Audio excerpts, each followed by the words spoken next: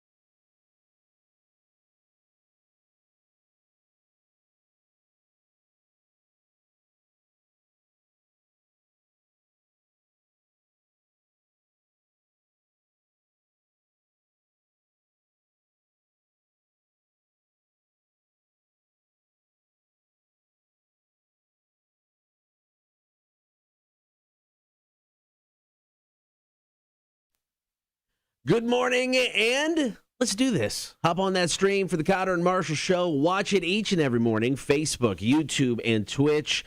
Like, follow, and subscribe. This is your chance to join the horde. Everybody hanging out on that stream every morning. As always, you can listen to the show. Download the app for free, Rock 1061 app. You can find it in the App Store and Google Play. Get us on your in-home smart speaker, or check us out at rock1061.com. Marshall, good morning. Good morning. I'm awake. I'm here. Let's go. I will say, the shirt you're sporting today, and you can check it out on the stream, one of my favorites that you own. Oh, I haven't broke this shirt out in quite some time. It's been a while, so it was good to see. Yeah, so it's the Spice Girls. So Dave Grohl of the Foo Fighters, Nirvana.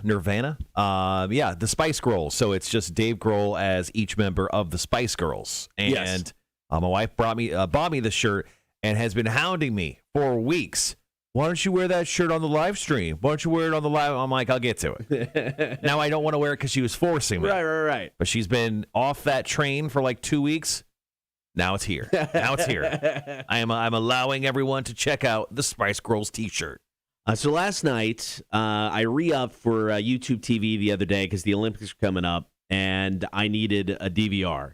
So last night, I spent way too much time setting the DVR for as much Olympic coverage as I could get. But that took quite a few minutes. It took way too long. I'm not going to lie, because I had to scroll forward way too far to get to everything. But my DVR is going to be full after 2 days of nonstop Olympic coverage. Now, how much does it have enough room to hold everything? You gonna have any issues? I'm sure I'll have issues. I don't remember how large the DVR is for YouTube TV, but I just have to make sure I'm going in, watching it, staying on top of my Olympic game. Right. Going for that gold medal in viewing.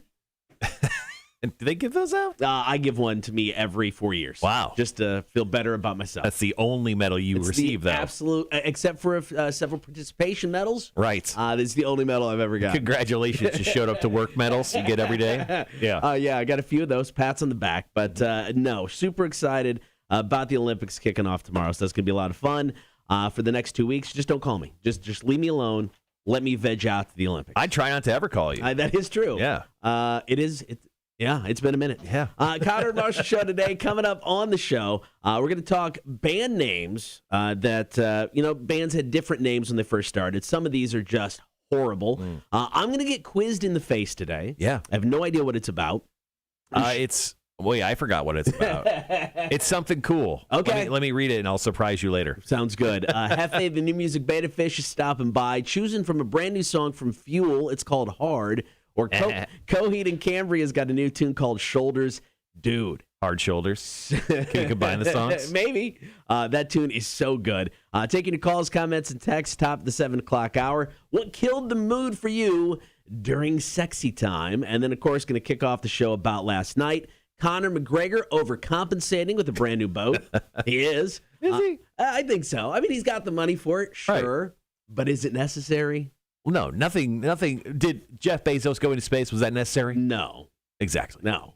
He rode the space in a penis. So, I mean, right. He's overcompensating. Original Space Jam director talks some mad S about LeBron James and the new Space Jam movie. And cool stuff, back to the Olympics. We've got a pair of flag bearers for the opening ceremony. One of them from 2 hours south with the Jacksonville Jumbo Shrimp. Pretty exciting stuff. That's a great story. So we'll kick off the show with that next. Here's Adrenaline from 0936. It is the Cotter and Marshall Show. Rock 106.1.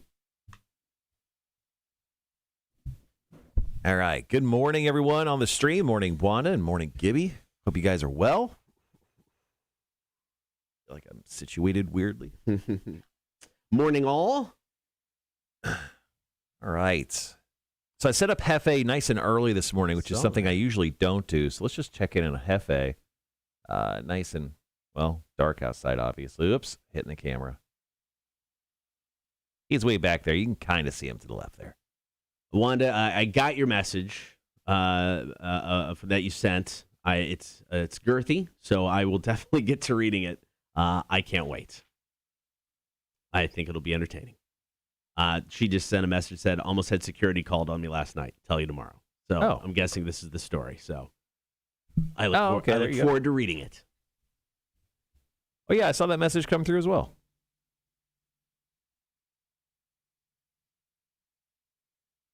New Realm was hopping last night for bingo. Oh, was it? Yeah, I had two massive groups, just people from out of town. They were like business groups or in Savannah for different things. And they were just down there playing, having a good time. So it was nice. It was like a barren wasteland of trivia and bingo the first month and a half because they put us upstairs, which is awesome. The upstairs is great. Yeah. But you don't go upstairs unless you have to. Exactly. Now we're downstairs, right, where people walk in. They're like, I'll play bingo. Free beer, yeah. So. Yeah, we do bingo tonight over at the Draft Room in Berwick starting at 7 o'clock. If anyone wants to get out and it's close to the 17 there or whatever, just come on out, hang, eat a burger, play some bingo. Berwick's a good time, man. Draft Room is fun. We went to swung by on Tuesday to drop off trivia information, and there was like somebody getting carted out into an ambulance. I mean, it was I don't know. I was like trying to see what was going on. But they had the front door blocked, so they're just trying to get this person out. Yeah, so I got a text message from my mother-in-law and her man friend, Gino, and they said that someone fell. Is that what it was? Yeah, someone fell, and they called an ambulance. So apparently they were probably sitting at the bar when you dropped some stuff off. But yeah. Oh, I sent my kid in. I didn't. Oh, okay. Like, you do this. I drove. Tough life. I got about 45 seconds. All right. Just sussing everything out. I'll wake up and participate in life here in a second, guys. Don't worry about me. So I got to bed late last night, like after 11. And I woke up this morning at 3, like wide awake. I don't know how that happened. Good for you. Good for being chipper. Now, I don't make any promises, 8, 8:30, 9 o'clock. But right now, I'm good. All right, guys, be right back.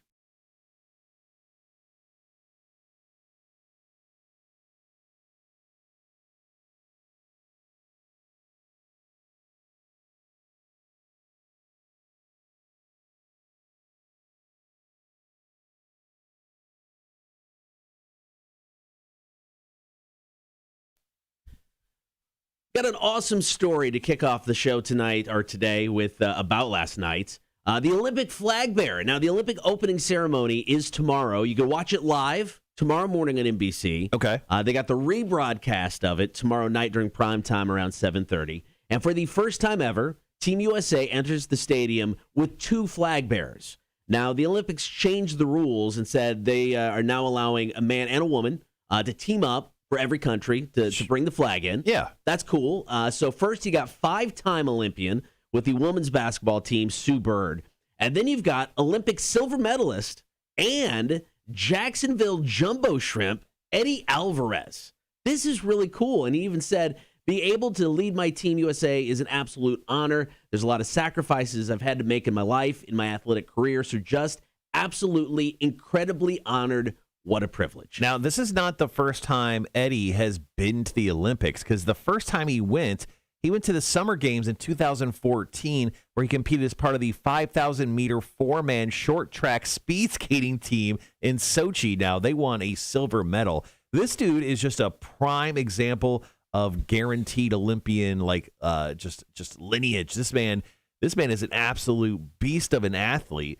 Now he's going back to the Olympics for his second sport, a different sport, playing baseball. How cool, man. Yeah, when Alvarez made his Major League Baseball debut in 2020, he became the first, I think the original was Winter Olympics, and he was the first Winter Olympic medalist to play in Major League Baseball. He's also the first non-baseball Olympian to play in the majors since 1913. So this doesn't happen at all. Yeah, he says it kind of feels like the stars align for me for the moment. The fact that I'll be representing not only Team USA Baseball, but, USA Speed Skating, who did a lot of molding for me. He says just an incredible moment. I can't wait to enjoy this with my family. I don't know how well baseball or USA Baseball has done overall in the Olympics year, every cycle of the Olympics.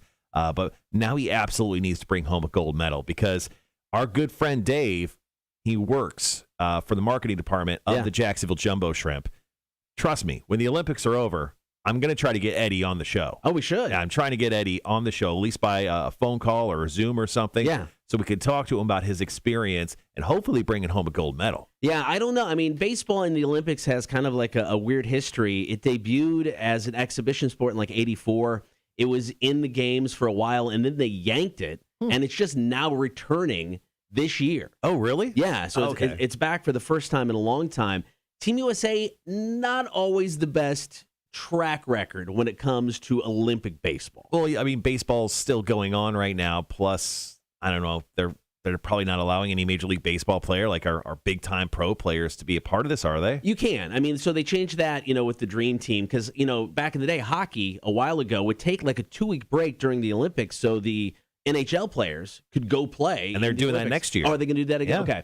So they did that. In Major League Baseball, it's during the middle of the season, so they've never shut down. So, I mean, I think that's one of the reasons USA hasn't done always the best, because you never got those Major League players. But, I mean, you're getting a pro player. I mean, Jumbo Shrimp, or what, AAA affiliate? AAA of the Marlins, yeah. This guy has gotten experience in Major League Baseball. He's made the show. So, I mean, you've got talent there. But, yeah, gold medal would be awesome.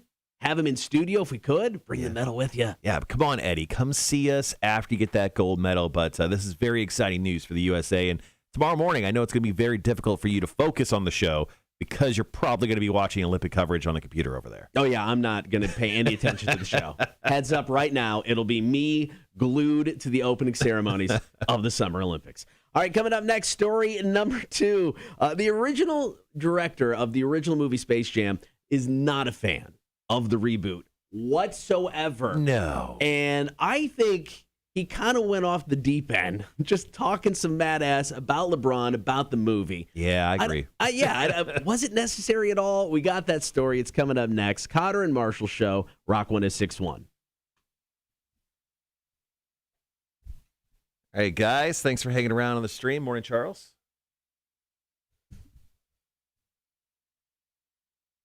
How do you think Pytka?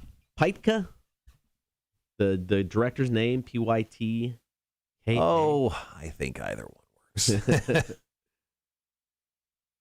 I would probably say John Pytka. Pytka works for me. Yeah. Morning, Charles. I'm going to wait to share the show until like 7 o'clock. All right. See if that does. Oh, I see what you're saying. Yeah. Makes sense. Tonight, you got to do some laundry. You got to get ready. After the show tomorrow, heading right home. Hopping in the car, heading down to Florida. We are going to hit up Jacksonville, going to stop by Chewy's for some lunch. Yes, we are. I'll tell you what, if Cotter is anything, he's goddamn consistent with his consistentness. I don't get Chewy's very often. I got to take advantage of it when I can. If I want it. You know, Jacksonville offers more than just one restaurant, right? I get that. And we hit up. It's like if I went to the Burrito Gallery every single time I went to Jacksonville. They offer more. I know they do, but I don't have a Chewy's. Is this why your family hates you? Because you make them eat fucking just Chili's? It's on the list. The Chili's of Mexican food? It's on the list. Like every single time you go to Jacksonville? Hey, my wife brought it up. Not even me. She's like, hey, when we go through Jacksonville, you want to stop by Chewy's? I'm like, yes, I do. Yeah. So I didn't have Probably because you were crying about something else. You're like, I don't get a drink here. I don't get to drink the beer. She's like, we'll take you to Chili's. And you're like, the Chewy's, you said? And she's like, yeah, the Chewy's, man. I don't care what you say, man. I love Chewy's. Yeah, you know what? It's all good. I love Chewy's. No, Chewy's is good. It's just like Chewy's is the Chili's of Mexican food. Yeah, no, I get that. No. I mean, you know, No, you don't, but. No, I do. I mean, because I'm not going to sit here and go, I'm such a purist or a Chewy snob. I mean, it started out as a one-location restaurant in Austin, Texas. Yeah. You went when we went down. Oh, yeah. Shoot, years ago. Yeah. And I mean, the chain versions of the restaurant definitely have a more corporate feel. It's like they just took that original location, copied it, and then pasted it. You know, so it's and I get that's most restaurants, but you know, I don't care. Still like the food. I think if you're gonna go to Chili's this time, wear the damn Chewy shirt. Be the Uber fan. Okay, I'll do it. You used to get discounts if you'd wear the shirt, so we'd all wear the shirts. Wear the damn shirt. You used to get discounts. I don't think they do that anymore. And they have. That's one thing I've noticed recently too. They have less. The shirt selection is drastically weaker than it used to be.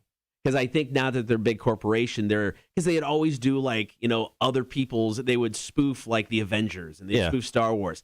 I don't know if they gotten a little nervous with that now that they're a bigger corporation. My daughter has an Avengers Chewy shirt and wore it into one of the restaurants. And the guy was like, oh, that's an old school shirt. We quickly got a cease and desist for that one. That one they didn't sell a lot of. So I wonder if that's part of it. They're just now a little bit more gun shy because of, you know, just getting sued. Makes sense. All right, guys, we're in commercials here at Rock 106.1. Let's see. You guys are going crazy on the chat this morning.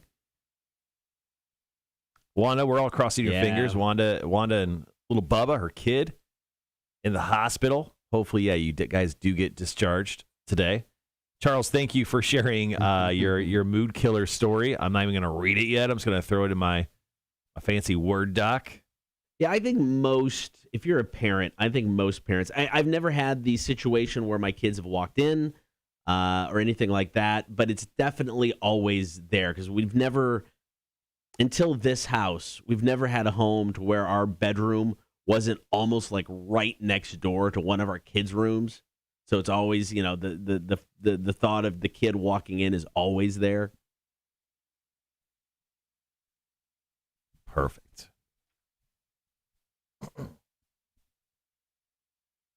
All right. Got about a minute or so left in commercials. Going to do Disturb the Sound of Silence. Then we'll hop into story number 2 about last night.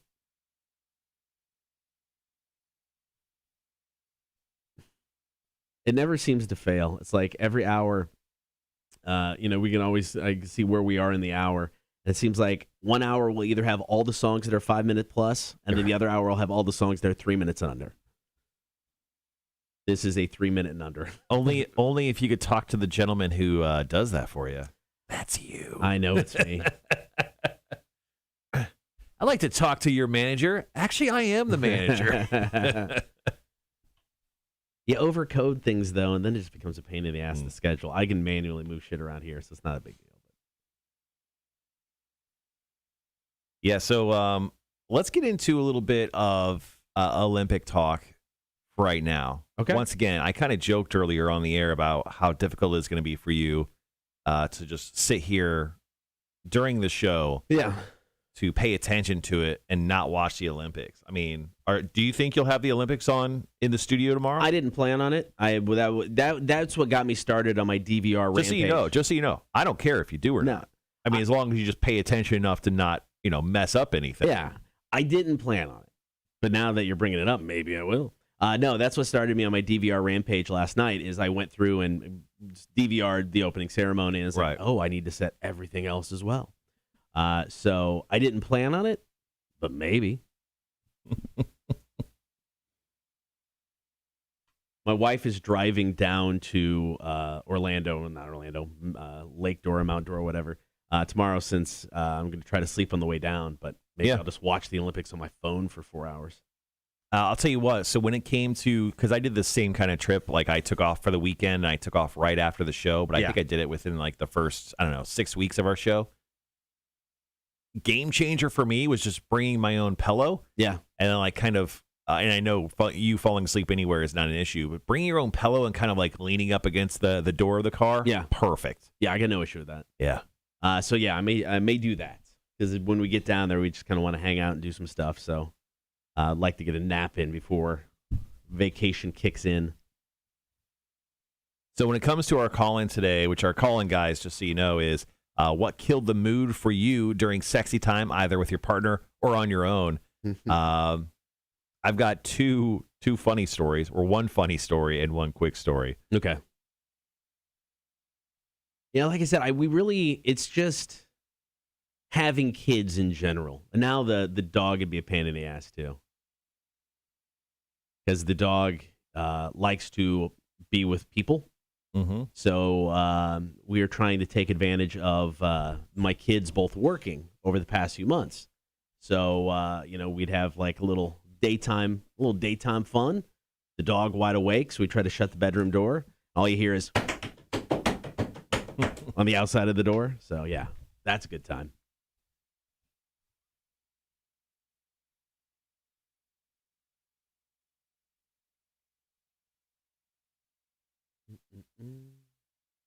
All right, got about a minute and a half. Jumping into story number 2. Joe Pytka, director of the original Space Jam movie. Oh, and I know what I'm doing for Quiz in the Face. What are you doing? I'll tell you after the break. Fair enough. That's what they call a great tease. Our consultant, Randy, would love that.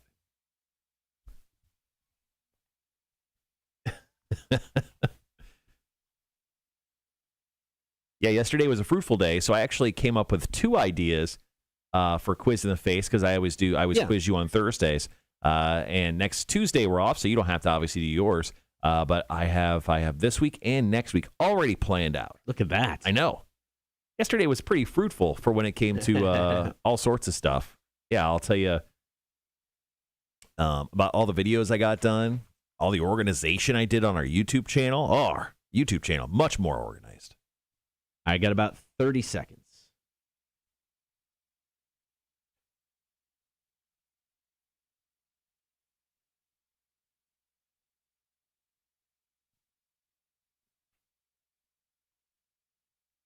All right, guys, be right back.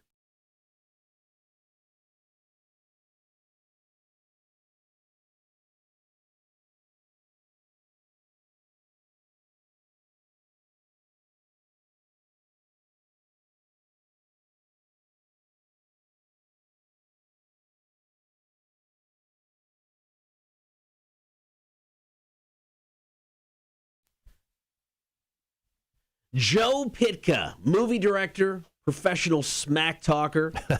Got that story coming up for About Last Night. Don't forget, hop on the stream. Be sure to join the horde, hang out with everybody. Facebook, YouTube, and Twitch. Like, follow, and subscribe while you're there. Now, Joe Pytka, he is the director of the original Space Jam movie starring Michael Jordan, and he is not a fan of the LeBron James reboot. In fact, he called it an uninteresting mess. Mm-hmm. And when he dived into things, that was like the nicest thing he had to say. He said it was so boring, he couldn't finish it in one sitting. In fact, it took him 5 different sessions to complete this 2-hour movie. That's a lot of sessions, man. I mean, I guess hats off to his dedication of actually getting through it. I mean, he could have just stopped watching. Yeah, he really wanted to have his anger. I think he probably quit watching after every session because he was so angry with how bad Space Jam: A New Legacy actually is. And the runtime is just 2 hours. It's too damn long. The original Space Jam was an hour and 40 minutes. Yeah, I don't get the need for a 2-hour Space Jam movie. That seems way too bloated. Now, the director of the film was quoted as saying, "The truth is that LeBron ate Michael." He goes, on top of that, MJ's personal life was kind of reflected in the movie at that time because he was retiring from hoops to play baseball. And he says that LeBron has no personal connection with the Space Jam movie, the one that recently came out. No, I think the only reason there is a second Space Jam movie is because there Money. Well, okay, 2 reasons. 1, money. 2, because there is the ongoing debate, who's better, Michael or LeBron. And I think LeBron saw this as an opportunity to try to one-up Michael Jordan. And we all know the real answer to that question, too. Michael Jordan, obviously. Of course it's Michael Jordan. No matter how much Skip Bayless and Stephen Smith want to argue about this, it's always going to be Michael Jordan, guys. Oh, 100%. And this did nothing to help LeBron James' case, in my opinion. Now, to be fair, the reviews of the original Space Jam were not kind. No. I mean, they were pretty brutal, but it's kind of become a cult-like classic. And I mean, these are movies that aren't made for the Siskel and Eberts of the world. No, I mean, these aren't fine pieces of cinema. They're 2 hours of, pukey Looney Tune garbage, but we love pukey Looney Tune garbage. Now, John Pica, the director of the original Space Jam, went on to say that his cast was far superior. I think we can all agree. We don't really have to go over who was in there, but honestly, 100% way better than this new one. And he said that his soundtrack was also better. Then he actually kind of just laid it all out with this final quote. He says, "The new Space Jam, A New Legacy, looks like one of those fluffy dolls you buy at an airport gift shop to bring your kid when your business trip has taken too long." So I thought, wow, that's a weird correlation, but it kind of works in this weird kind of way. I'm going to be honest right now, and I kind of hate myself for admitting this. I kind of want to watch it. I do too. And not because I think I'm going to enjoy it, but because of everything I've heard. I just think it's going to be a massive train wreck, and I kind of want to experience that. Yeah, so all right. So homework assignment for everyone. So Cotter is going on a little vacay. Yep. We're not going to have a show on Monday and Tuesday. So we have now until next Wednesday to watch Space Jam, okay? If you haven't already, everyone listening, everyone on the live stream, we're all going to watch Space Jam over the next week. Okay. We're going to come back Wednesday, and we're going to dissect Space Jam: A New Legacy, and we're going to figure out whether it's better than the original or not. We've obviously heard everyone's opinion. Now let's make that opinion solidify with our very own. Let's lay it out. Let's figure this thing out. I'm down with this idea. Now, homework assignment. If you have to drink to get through it, hats off to you. And if you need to take 5 or 6 sessions to make your way through it as well, you're allowed to do that. You've got the next week or so to figure this thing out. All right, coming up next, Conor McGregor overcompensating with his new Lamborghini yacht. Got the story after a day to remember. Everything we need. Cotter and Marshall, Rock 106.1. Raven Dantes, I'm not sure I'd give up 2 hours of my life like that. You can and you will. Rock 106.1, who's this? This is Sharon. Hey, Sharon, what's going on? Can't wait till Friday night, Adelita's Way again. Yes. But what? They were really good last time, and I've seen them a bunch of times in Ohio too. Yeah, no, they're a great band live. They are. But talking about Space Jam, I did see it Monday night. Okay. And I thought it was pretty good. Did you? Okay. Yeah. Now, have you seen the original? Yeah, of course. Duh. Do you have a preference? The first one or the second one? Well, see, they had to do the second one, I think, more to this technology stuff now. Mm-hmm. So,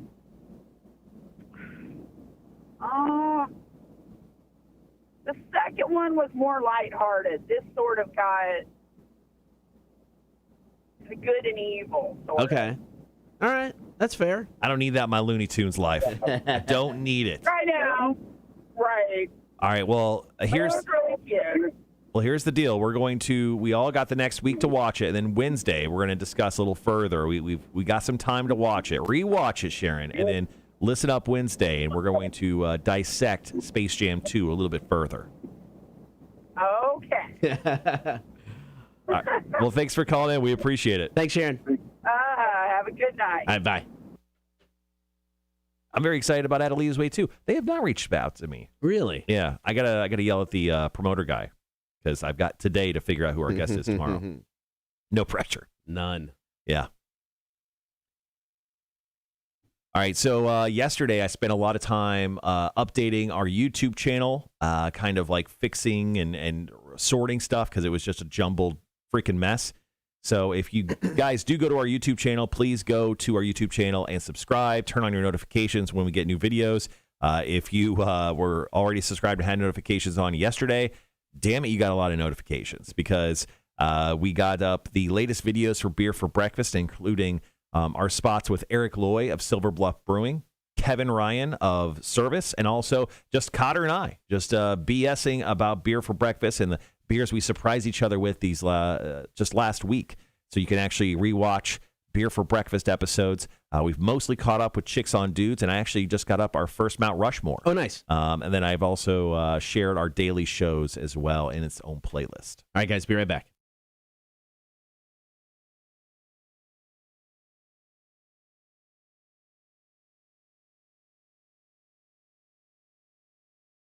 Getting right into story number 3 about last night. Conor McGregor, he's going to be off for at least 6 months after his nasty leg break from UFC 264. But don't worry about Conor. He's got some stuff to do now. Back in October, he purchased a boat. Not just any boat. A Lamborghini yacht. It actually, no offense to Conor McGregor, it looks small. I was thinking the same thing. Yeah, when you're thinking really yachts, you're thinking these giant, massive, like Shad Khan type of like mega yachts. Like this isn't like a mega yacht. It's like this weird, kind of slightly bigger speedboat. It looks like a speedboat on steroids. Yeah, I mean, it's green. It's like the Incredible Hulk of speedboats. Yeah, I mean, like the color of it is like the Irish flag. It's got the green and yellow on there. It looks really, really cool. Well, this thing is worth $4.3 million. Now, that's just the standard version of the boat. Right. You know, Conor McGregor probably added in specialized touches. I bet you this thing was probably up near $6-7 million. But this thing is like the fastest damn thing on water. It does 69 miles per hour, Marshall. Nice. There's only 63 of them made, and he got the 12th one in honor of Proper 12 whiskey. Right. Now, it is based on the Lamborghini Scion FKP 37 sports car. Of course it is. I know that. I know that car. It's got 4,000 horsepower, and it weighs 24 tons. Wow. Now, this thing is like carbon fiber, and it's powered by 2 massive engines with a private bedroom space in the lower quarters. This thing is, look, first and foremost, it looks incredible. Like it's a thing that Conor McGregor should own. 100%. Right. But this thing, it's going to get him through the tough times of having a snapped leg. I think it's really going to get him through these times. With or without the boat, I think Conor McGregor lives and enjoys life to the fullest anyway. I think the dude would be okay. I think he probably made double of what he paid for this boat on the last fight that he only fought for, 30 seconds. So I think he's going to be okay. All right, coming up next, we're going to talk Hella Mega Week. You still got a couple days to get in there and score tickets for Green Day, Weezer, and Fall Out Boy. We'll tell you how. It's coming up next. Cotter and Marshall Show, Rock 106.1. Good old Hella Mega Week.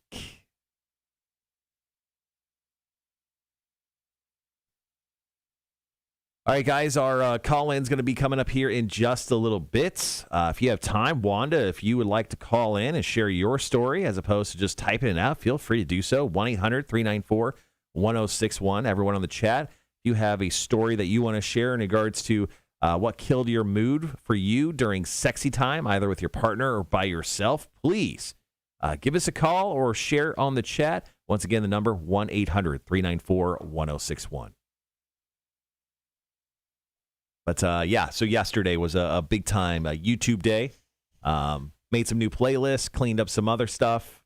So I'm pretty excited. I got a couple more videos to do. But yesterday, I think I did a total of 6 videos. Okay. Some ridiculous amount of videos. So we're almost completely caught up. There's only 3 more videos to do. There's 2 chicks on dudes that I haven't gotten to, and then there is a Mount Rushmore. Got one more Mount Rushmore, and then we'll be fully caught up. Nice. Obviously got lost in some of the video stuff mostly. Oh, Juana's going to call us in just a moment. Okay, cool. Got lost in some of the video stuff because of our 20th anniversary show. Then I went on vacation. So, yeah, got put back a little bit. We're almost back on track. Speaking of Hella Mega Tour, yes, we have details coming up, but if you guys know how to play along, we may have a Weezer song coming up after these commercials, if you'd like. We to. may have it? Okay, we totally do. Okay. We totally Is it a have good one? It's Sweater Song. I like that song. Which one? Sweater Song. Oh, okay, yeah. Are we playing the new Weezer song? No. All my favorite songs are slow and sad. I don't think it's called that. But no, we didn't play that one. it just hit number 1 in alternative. Yeah, it I did just really saw. well on alternative. It never cracked like the top 50 on rock. Yeah, no, and it's from their orchestra album, which Yeah. I meant to buy or listen to, but I just haven't yet. But that track alone, it sounds like it's well worth the price of admission to get into that album. It's super cool.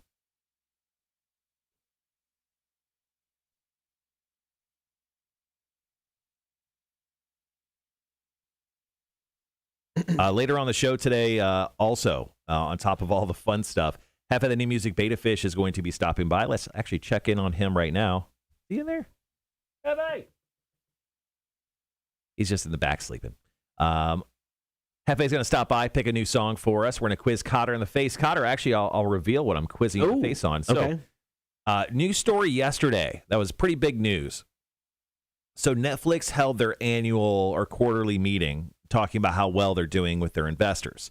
So apparently Netflix is going to be adding video games, which we broke a few days ago, at no extra cost. That is confirmed, which is kind of cool. But they've also lost 400,000 subscribers between the United States and Canada.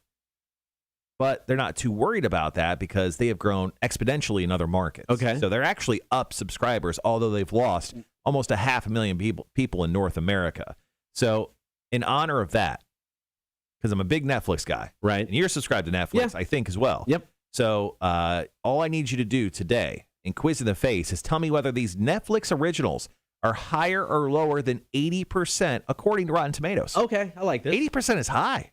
80% is very high. So I've got a collection of shows. Some you probably have heard of. Some you probably haven't. I get that. But once again, pretty easy. You just need to tell me whether these Netflix originals, these original shows that Netflix, the bread and butter, are higher or lower than 80% according to Rotten Tomatoes. So okay. we're just going to quiz you in the face on some Netflix, man. I like that. All right. I can do this. Mm-hmm.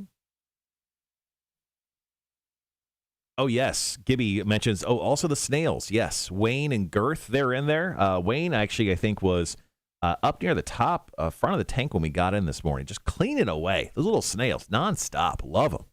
They've done an amazing job. Jeffe's tank has never looked better. Because it was just getting a little murky, a little cloudy. Yeah. They have really cleaned things up. Yeah. Yeah. So Jeffe is at this point in his life has not done this good ever. He's really turned around. We were worried there for a second. His water was looking bad. He was looking not too hot, but we've been medicating Jeffe on the daily, hooking him up with some Betta Fix. Got a little bit of the fin rot. It happens. No big deal. But we're curing our baby boy. Curing him. He'll be back to good. Back to great soon. All right, so we've got about 30 seconds left in commercials. Got some Weezer coming up. Hella Mega Week, so I don't know. Text in and win. At least get yourself qualified for tickets for the Hella Mega Tour.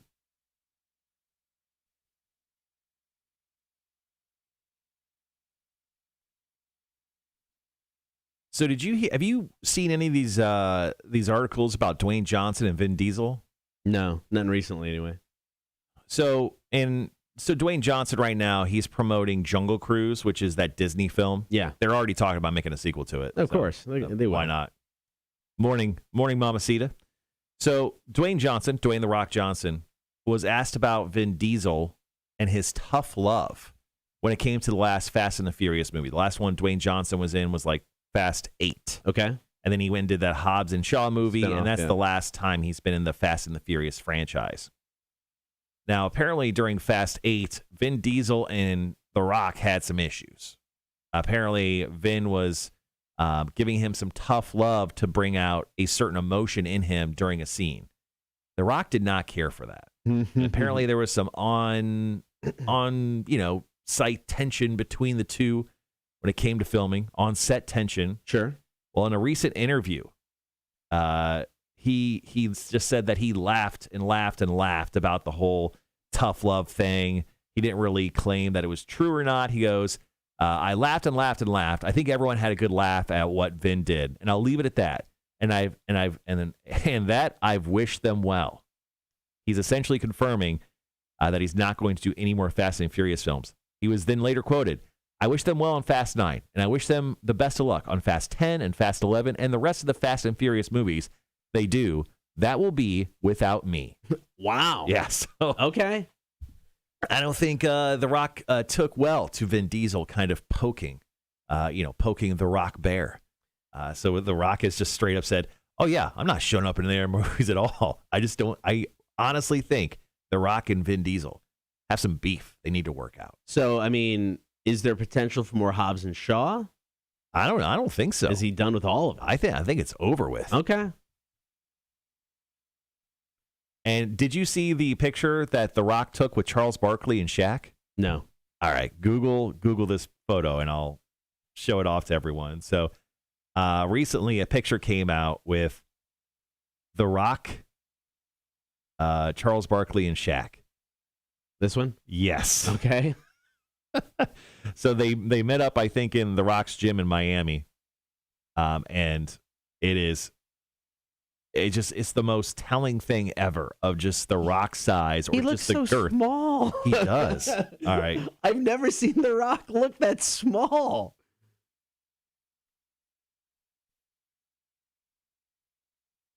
I mean, he looks like a brick wall half the time. So The Rock's 6'5". Yeah.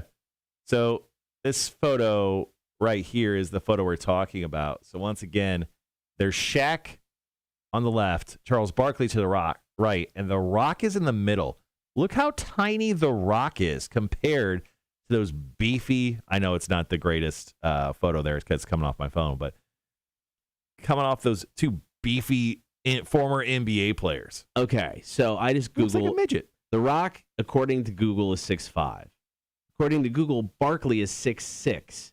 He looks way tall. He's more than an inch taller in this photo. Yeah. I mean, so I'm guessing The Rock is probably, 6'2"?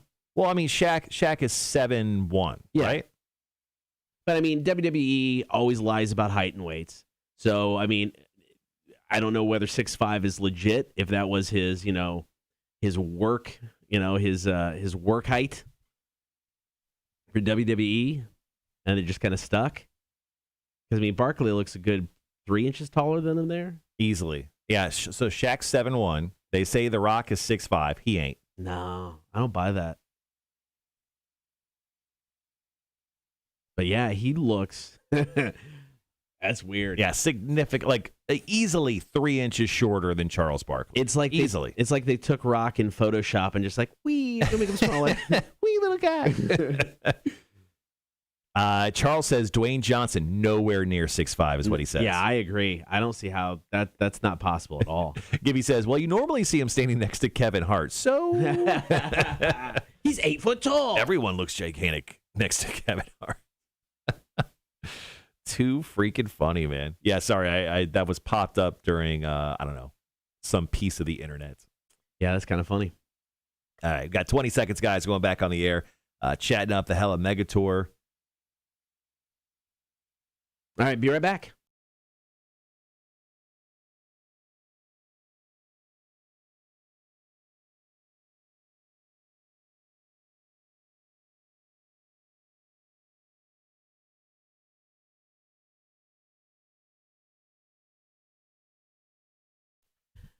Just heard from Weezer. They're part of the Hella Mega Tour. Now, anytime you hear a song from Weezer, Green Day, or Fall Out Boy, you can text us, 800-394-1061. Just text us the word Hella, Hella, your chance to score tickets for the show in Atlanta. And we're giving away tickets every single day this week. Now, the show is next Tuesday over at Truist Park, Ballfield. What's it called? It is Truist Park. Yeah, Truist Park. I don't know. Still the word. I hate that name. It's still better than whatever the White Sox are calling their stadium now. Oh, yeah. They should just call it just a garbage pit. Garbage pit field. Anyway, I guess that doesn't really matter. We're giving away Green Day tickets. This show has been talked about for a year and a half now. Green Day, Fall Out Boy, Weezer, The Interrupters is opening the show, so it's going to be one hella of a time. So go ahead and listen up. Anytime you hear any one of those songs, text in that keyword hella, HELLA, to 1-800-394-1061, and you'll have your shot at winning. The contest wraps up tomorrow, so keep that in mind. It doesn't go into the weekend, but it'll wrap up tomorrow. All right, coming up after 7 o'clock, we are taking your calls, comments, and text, 800-394-1061. What has killed the mood for you during sexy time? Now, maybe it was with your partner. Maybe it was some quality alone time. What killed the mood? I think we've all got a story. If you're a parent, you've got plenty of stories. So 800-394-1061, call, comment, and text. What killed the mood during sexy time? We'll tell your stories next. Cotter and Marshall, Rock 1061. What does Sean have in the smoker today? I'm doing pork loin, says Dave. I don't know. Sean usually joins us here pretty shortly, so we'll find out. We'll ask Dave. Yeah, Lane, definitely that show 100% is going to be a lot of fun, the Hella Mega Tour. All right, guys, we need your help at this point. Need to know what killed the mood for you during sexy time, either with your partner or on your own. I know, Wanda, you said you were going to call in. This is a great time to call. We got a few minutes where we can take your call and edit it up, make sure we're set to go for the 7 o'clock hour.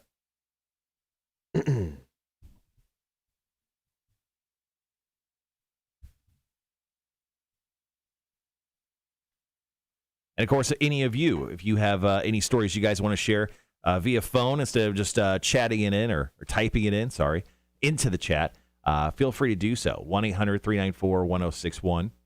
That's the phone number. Call us up.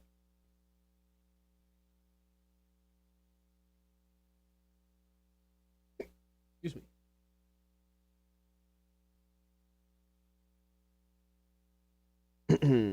All right. So, calls, comments, and texts during the 7 o'clock hour. Toward the end of the 7 o'clock hour, came across a list of 10 traditional skills. We'll get to that in a second because we got a call coming in.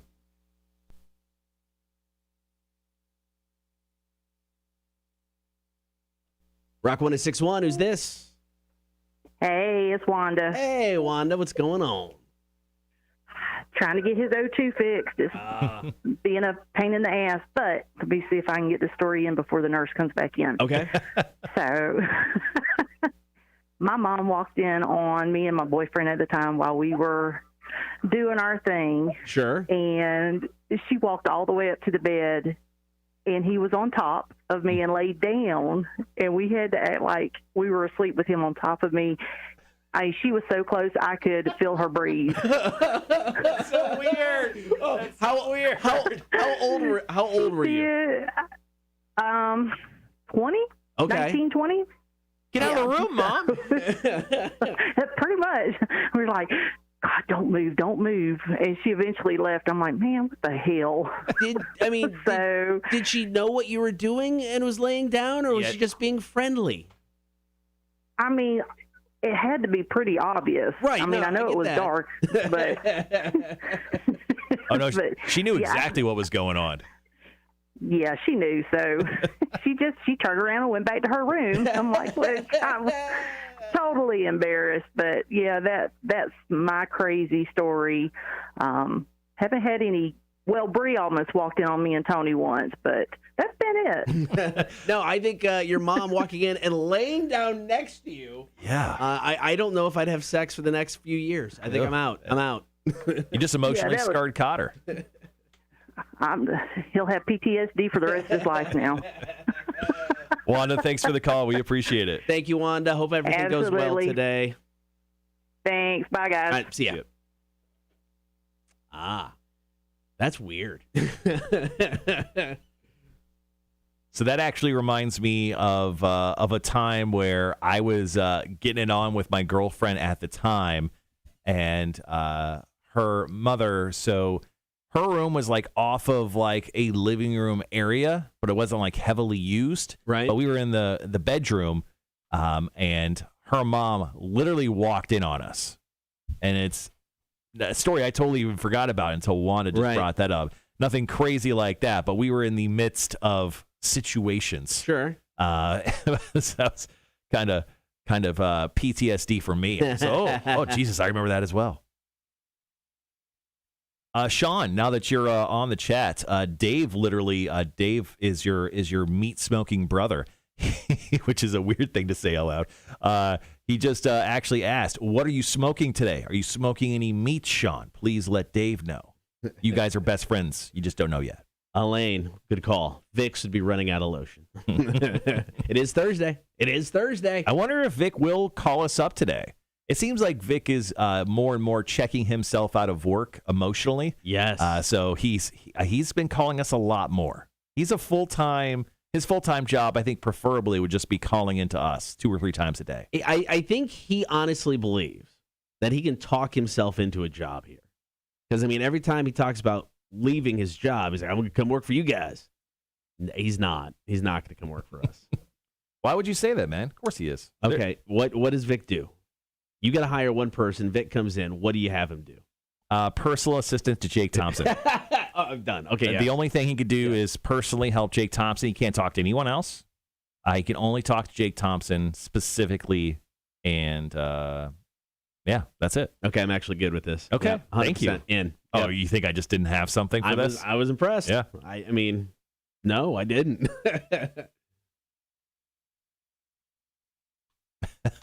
Heather, great story. Thank you for sharing that. We'll share that here in just a little bit. I have my keyboard like on the other side today. Oh yeah, look at that. Yeah, because I have the camera set up over here today. It's really throwing me off.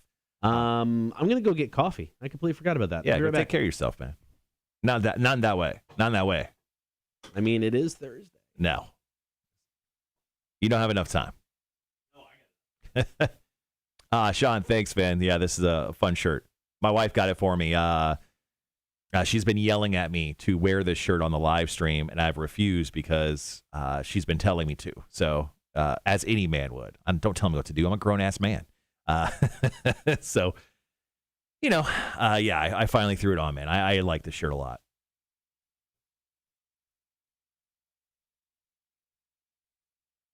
Oh, Mamacita. What a story. Girthy in length. I'll read that here in a minute, but I'm going to throw it on my one sheet. Thank you so much for dropping that in. I could see Dave Grohl dressing like that. You probably could. Well, let me make sure I get all of it on there for you. It's an outstanding shirt. Yes, Cotter is off to grab his magic bean water.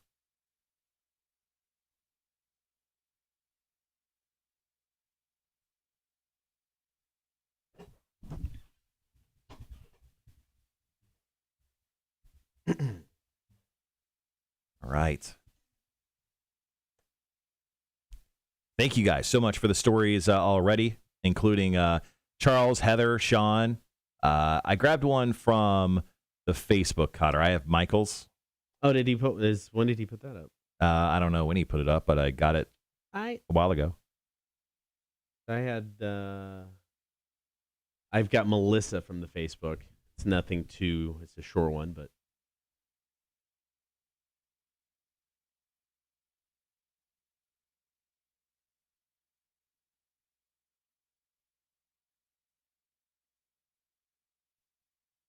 Oh, Michael's. Okay, yeah. That one. I probably won't use that one, but I do have it, just so you Okay. know.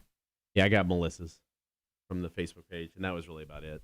All right, do you want to go ahead and edit up Wanda's call then? Yeah. Well, let's use Wanda's call for the second break, and then we'll just kind of run how we usually do. We'll have you. I'll share 2 stories from the stream, and then we can figure out whether we want to take a break at that point. Yeah. Figure that out for the call. Do the call. All right. We'll be right back, guys.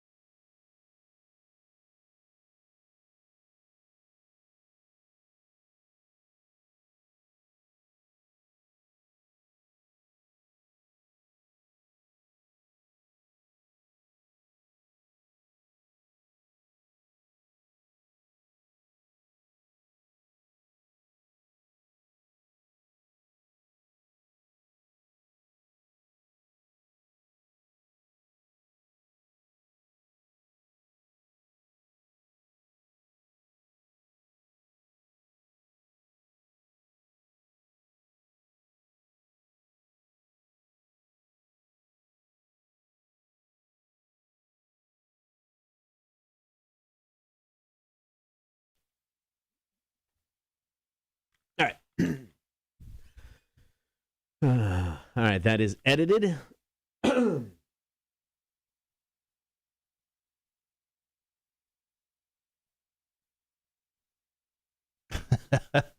Sorry, I'm just finally reading through some of these stories. I was reading these stories while Cotter was editing up the audio that Wanda called in and gave us, and some of these are crazy. Mamacita, wow, that's a story. Sean, great story.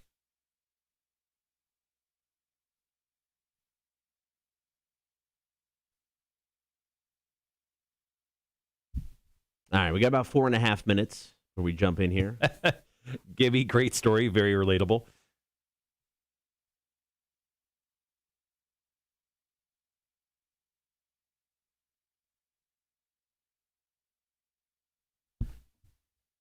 So like I was saying, coming up later on this hour, before we got a call earlier, we got a list of traditional skills that are dying out. 10 skills. So we're going to take a look at those and see if Marshall and I can actually do any of these skills, or if they've passed us by like a lot of people. I saw that list and I'm like, oh, I know how you had a hard on the moment. No pun intended. You had a hard on the moment you saw one of these things and I was like, oh, really? Just saying. Such a man now. I know I got one on the list. Quizzed in the Face, top of the 8 o'clock hour. Jeffe around 8:30. Choices are Fuel, brand new song called Hard. They got a brand new lead singer. Really? It's not Brett Scallions? Nope, brand new lead singer. It's the first album. Sounds a lot like him, though. I thought it was. Yeah. It's going to be their first album since like 2014. Coheed and Cambria has got a new song called Shoulders. It's really good. We've got Are You Smarter Than Community College Dropout? We're going to talk Savannah Mega Comic-Con. Bad original band names for famous bands. And then we'll get into Marshall's music news. So lots still to get to, but of course, most importantly, call, comment, and text. What has killed the mood during sexy time, either with your partner, maybe it was some quality alone time. You just have the one story from Facebook, right? That's it. Yes. Okay, so here's what I'm going to do. I've got this plotted out. You just don't even know it yet. Perfect. I threw it before I even came in the room. It's a Black Dynamite joke. So first round, we're going to go your story, and we're going to stream stories. I'll do 2, and then you'll do the one Facebook. Up next, we'll do my story, and then you're going to do the story that I'm going to send you here momentarily. Okay. And then I'll go into, we can go into the Wanda's call. All right. So you want me to end the first break with the Facebook comment? Correct, yeah. Aight. This. Grr.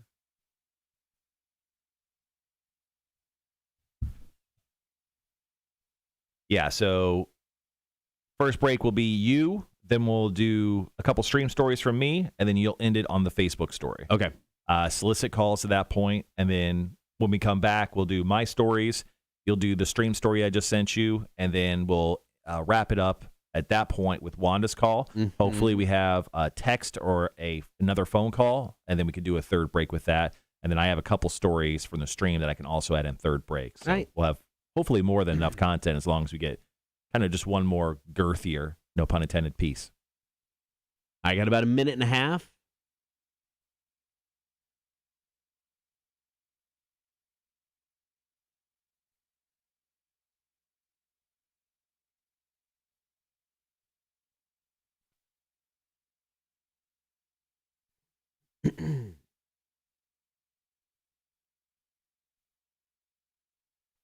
And I'm going to share the show around. Perfect. All right, we got just over a minute. Bush and Come Down is playing. Get into your calls, comments, and texts. What was the mood killer for sexy time?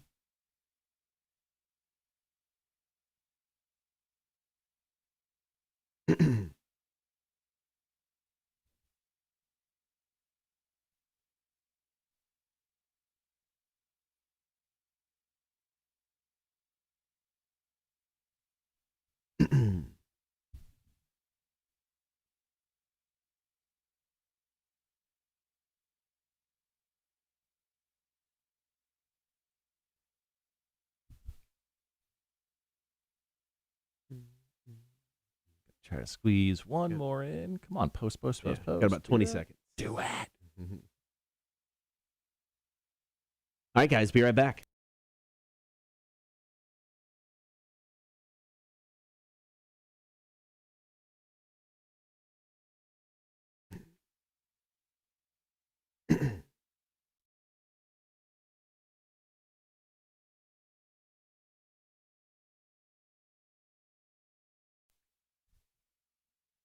We're taking your calls, comments, and texts today. 800-394-1061. What killed the mood during sexy time? Maybe it was with a partner. Maybe it was by yourself. Don't care. I'll tell you the story about how my dad killed the mood, and he wasn't even in town. But Really? just ruined an evening for me. That's like a superpower. And it was my birthday. It was even worse. Oh, no. All right, get on the stream, Facebook, YouTube, and Twitch. Join the horde. Hang out with us each and every morning on the stream. It is honestly a great time. We really enjoy hanging out with everybody. So get on there and check it out. Once again, Facebook, YouTube, and Twitch. Be sure to like, follow, and subscribe. So what killed the mood for you during sexy time? Call, comment, and text 800-394-1061. So years ago, it was my birthday, and it was like a Friday, Saturday night. So my wife and I decided to go out, grab some dinner, grab some drinks, come home, and then, celebrate my birthday. Well, my dad was also coming in to visit that weekend. Okay. Now, the last update we got, because he doesn't fly, so he was driving down. Last update we got, he was like, 8 hours away. We thought we had plenty of time. Right. So we go out to dinner. You only need a small piece of that time. Give me, a minute. I'm good. Enough to heat up a Hot Pocket. So we go out to dinner, and then we're gonna go over to a bar, and we're like, all right, we've got all kinds of time. This is great. I mean, it's several hours after the last update from my dad. Mm-hmm. So we're over at this bar having drinks. Phone goes off. My dad. I'm like, all right, cool. Checking in. Hours to go. What's up, Pops? I'll be there in 5 minutes. No. Like, what are you doing? 5 minutes? Right. So what'd you do with the other 4 minutes? We're at a bar. We're sitting at the bar. You just go in the bathroom. Oops. So I was just like, okay, come. We're at this bar. It's 5 minutes. Just come join us. So I'm sitting there drinking with my dad and my wife on my birthday, just completely and utterly pissed off because he ruined everything. Is it weird to hang around your dad with a boner? No, trust me, everything was killed at that point in time. So there was no engorgement. Wow. In the pants. Well, there never has been. But... Well, no, it's like I mean, it was my birthday. My dad blocked me on my birthday. Rough. What are you doing? What are you doing? That's a tough story. Well, this is just as relatable. Whether dad's killing, your sexy time or just your big toe. So Gibby chimed in on the stream, Cotter, and this one, I think something like this has probably happened to every one of us, guy or girl. Said during my high school stud days, I was at a friend's house during some pagan coming-of-age ceremony, something like that. It's been a few years. And the mood struck where a friend of ours started sexy time in the kitchen. Couple minutes in, my foot cramps. You know how your big toe hyperextends and the ligament in your foot gets super tight and painful? I had to stop, and that sucked.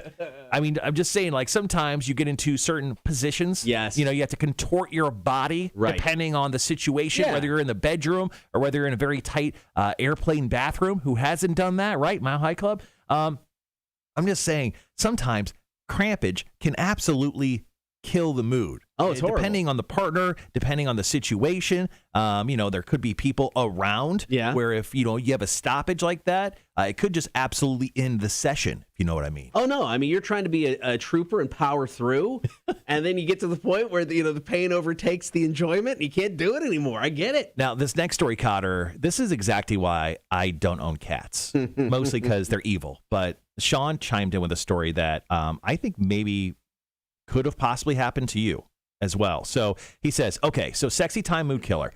Prior to being married, girl and I are getting busy. Her stupid cat is doing that deep guttural meow thing. Once again, I've never owned a cat, but I'm sure you know. I know what you're talking about. Yeah. So apparently the cat jumped up on the bed, walks right up to the girl who's laying on the bed, and just pukes right on her neck, right on her shoulder area. Apparently, absolutely killed the mood, and I understand why. Apparently, yeah, they killed the mood. I've never had an issue with the cat. The dog, though, likes to be around people like nonstop. And while my kids were working this summer, we tried to take advantage of that. So we're having some daytime fun. Exactly. And the dog's wide awake, so we shut the bedroom door, and the dog's just on the outside going. Like he's just doing the tappy He's with just the feet? scraping at the Oh, door. he's He's jumping up because he wants to come in, and we're like, come on. You got to crate Leave him. me alone. Crate the dog, man. We stopped crating. Or just let him go in the backyard for a while. Yeah. Find your inner dog out there while I find mine. All right, you can call, comment, and text 800-394-1061. What was a mood killer for sexy time? Melissa hit us up on the Facebook page, and this rings true for anybody who is a parent, because chances are you got some sort of story. And she said, in my case, our son thought his dad was trying to literally murder me. Oh. He was doing a good job. She was into it. He was doing his, yeah. So the kid thought bad things were happening. He cried so hard, and he was just an emotional wreck because he thought dad was killing mom in the bedroom. In a good way, he was killing her. All right, we'll continue with your stories. We've got a call from Wanda. This may be the most awkward situation anybody could ever be in. Yeah, and it includes her mom. It's disturbing. We've got the story next. We'll take your calls, comments, and texts as well. Cotter and Marshall Show, Rock 106.1, Five-Finger Death Punch. Darkness settles in. Sorry, I'll be right back. I know I got 4 minutes. Okay, cool. You sent me the Gibby story you just told. Oh, whoops. Sorry about that. That's I okay. changed my mind. So if you got another one, you can do it when you get back if you want.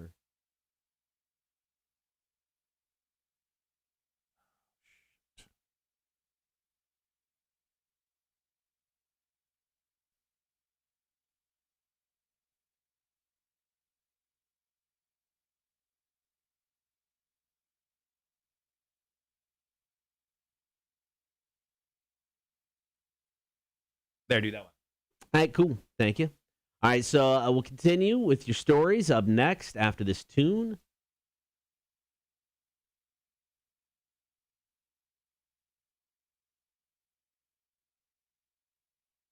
All right. Got that. All right, put this in here. Sorry, guys. All right, so yeah, we'll continue with your stories after this song.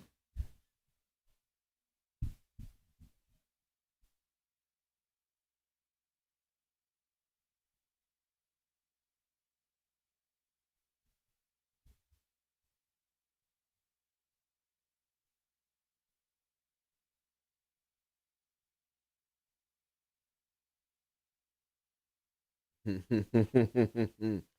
got a good one on via text here. That's pretty good.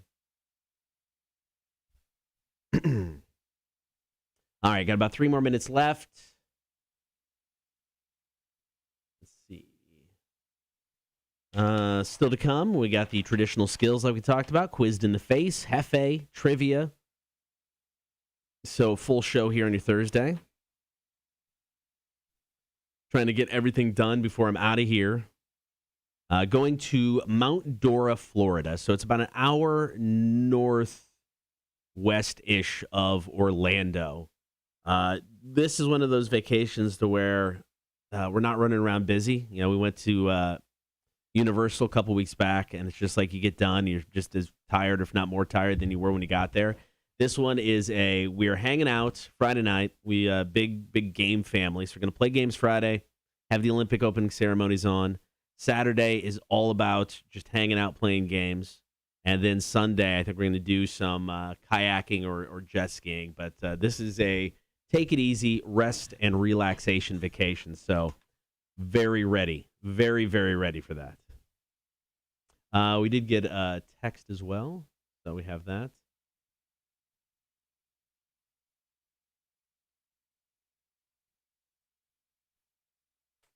Oops. Didn't copy the right one. How much time we got? Minute and a half.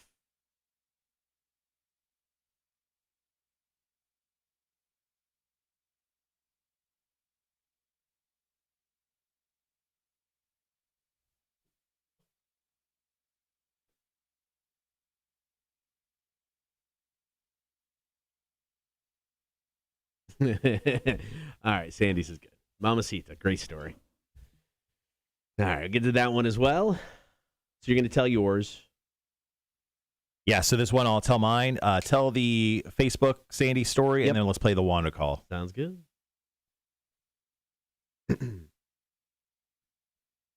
So I made a mistake last night. I was eating some leftovers that I had from the night before, and you know what jardinera is? Jardinera is like the yeah.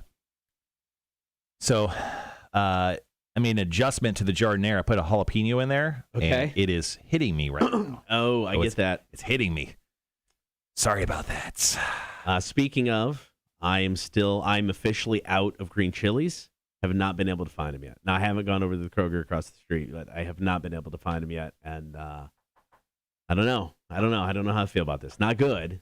Mm-hmm. A little depressed. All right, guys, be right back.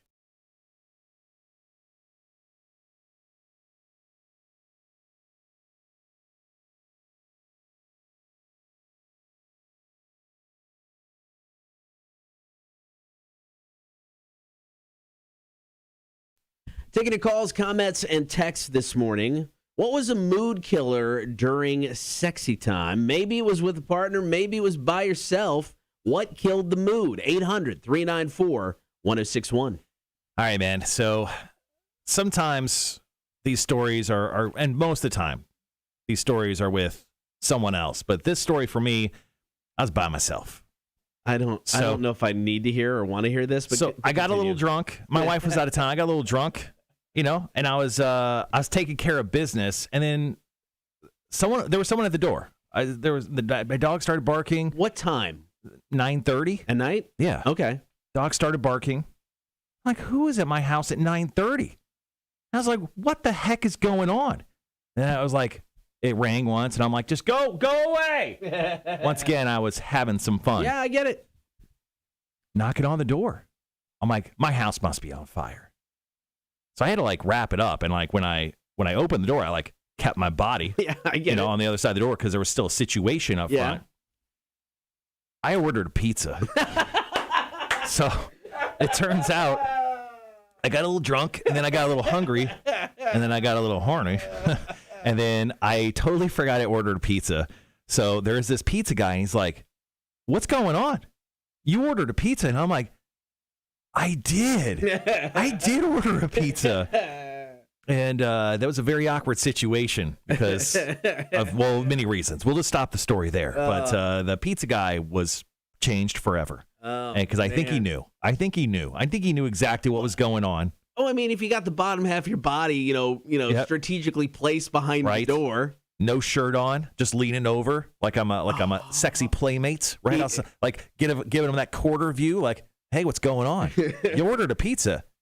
I did order a pizza. This is not how he pictured his pizza delivery porn moment. Not at all. And then I tipped him cash, and then I don't think he wanted to touch the cash, and he knew exactly what was going on there, Cotter. It was an uncomfortable moment for all of us. Hey, it's an uncomfortable moment for me just hearing it. You kidding me? Come on. Ugh. Yeah. All right, Sandy. I think I changed your life there, Cotter. I'm scarred. Sandy hit us up with a doozy. My boyfriend at the time liked to live dangerously, so we're having sex in his mother's living room while she and his sister were in the kitchen cooking supper. His sister walked in on us while my ex's butt was up in the air and my legs were over my head. She saw us, I saw her, but my boyfriend didn't. When I told him his sister was behind him, he did not care. Did he not hear you say that? He continued and went on. Needless to say, sitting at the dinner table that evening was slightly awkward. Slightly? Not to one-up Sandy. Mm-hmm. And when it comes to family members walking in mid-sex, Wanda, I think, takes the cake today with this epic story. It's an all-timer. My mom walked in on me and my boyfriend at the time while we were doing our thing. Sure. And she walked all the way up to the bed, and he was on top of me and laid down, and we had to act like we were asleep with him on top of me. She was so close I could feel her breathe. So weird. Oh, how old were you? 20? Okay. 19, 20? Get out of the room, Mom. Pretty much. We were like, God, don't move. And she eventually left. I'm like, man, what the hell? Did she know what you were doing and was laying down, or was she just being friendly? I mean, it had to be pretty obvious. Right. I mean, no, I know get it was that. dark, but Oh, no, but, she knew yeah, exactly what was going on.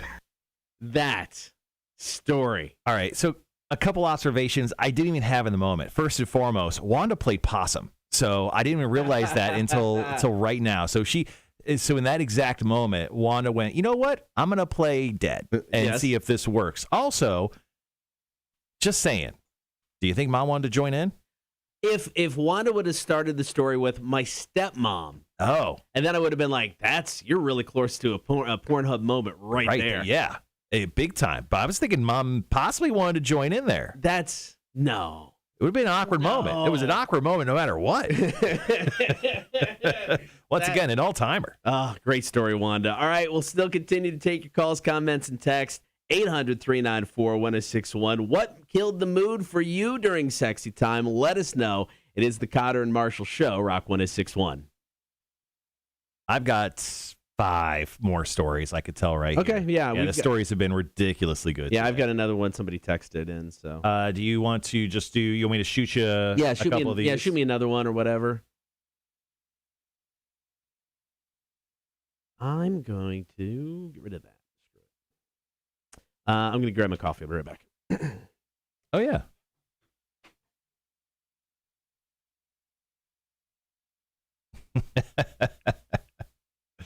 Let's mess with you, Wanda. All right. Great stories today, guys. 100%. Tippy top. No pun intended.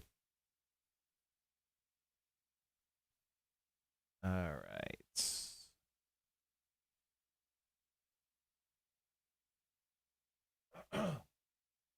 All right. So coming up, we're going to do a couple more stories that we got from the chat and from the Facebooks and texts and everything. And then we'll get into the second half of the 7 o'clock hour. We're going to talk about traditional skills.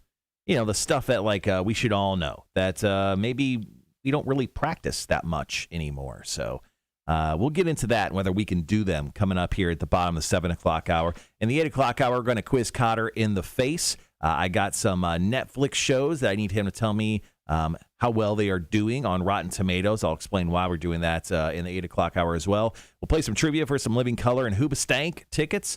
Also, we will go over some bad original names and wrap up the show with Marshall's Music News in the 9 o'clock hour today. Cotter is back. Hopefully we'll be fully caffeinated by the second half of the hour. Yeah, this is my second cup of coffee. I don't normally do that, but when I got here this morning, even though I felt pretty good, I'm like, all right, I'm going to start my day off with some coffee. So I'll be good and caffeinated. Good and caffeinated.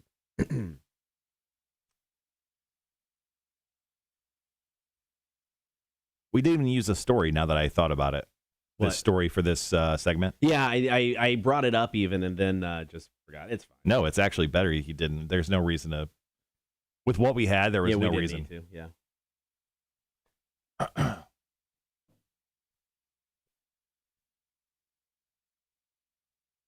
Perfect. Okay. So I just sent you that other story Charles. from Charles. So why don't you kick off? We'll just volley it back and forth. Okay. Let's just do 4-ish, and then you could just wrap it up from there. Okay, I got 2. So yeah, so each of us do 2. Is that what you're thinking? Yeah. Perfect. All right. See if got a name on this text. We do not.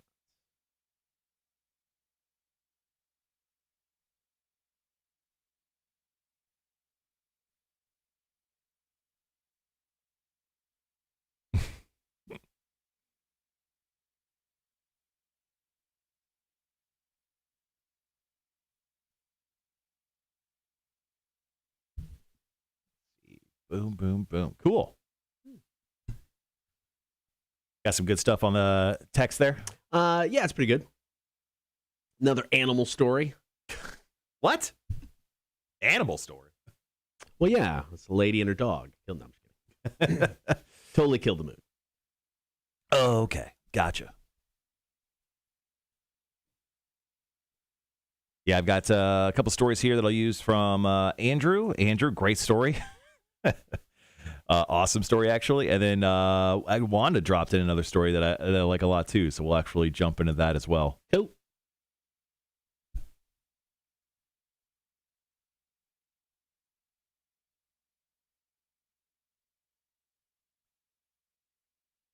All right.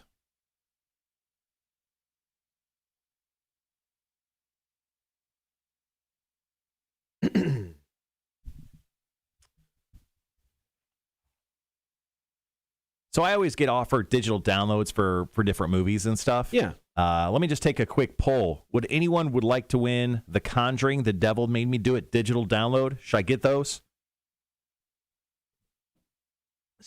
It's not like back in the day where they used to give me like these slips where I'd be able to hand them out. Yeah. They're literally just like an Excel file. And they're just a bunch of codes and a link.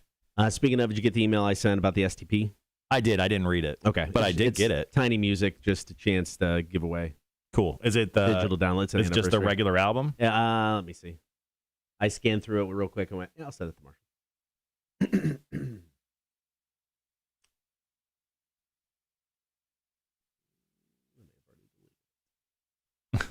It was so good, I deleted it. I sent it to you, and I'm like, I got to some of this crap. Let's see. It is. Yeah, it looks like it's just the regular album. Press release, STP, Tiny Music Songs from the Vatican Gift Shop, upcoming Super Deluxe Edition. Ooh. 25th anniversary. Sounds so much better than the regular deluxe. I'm so old. I mean, this such a good album, man. Tumble in the Rough, Big Bang Baby, Lady Picture Show, Trip on a Hole in a Paper Heart. Such a good album.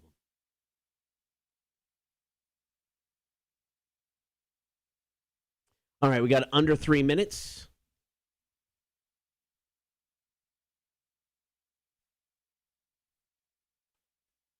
Okay.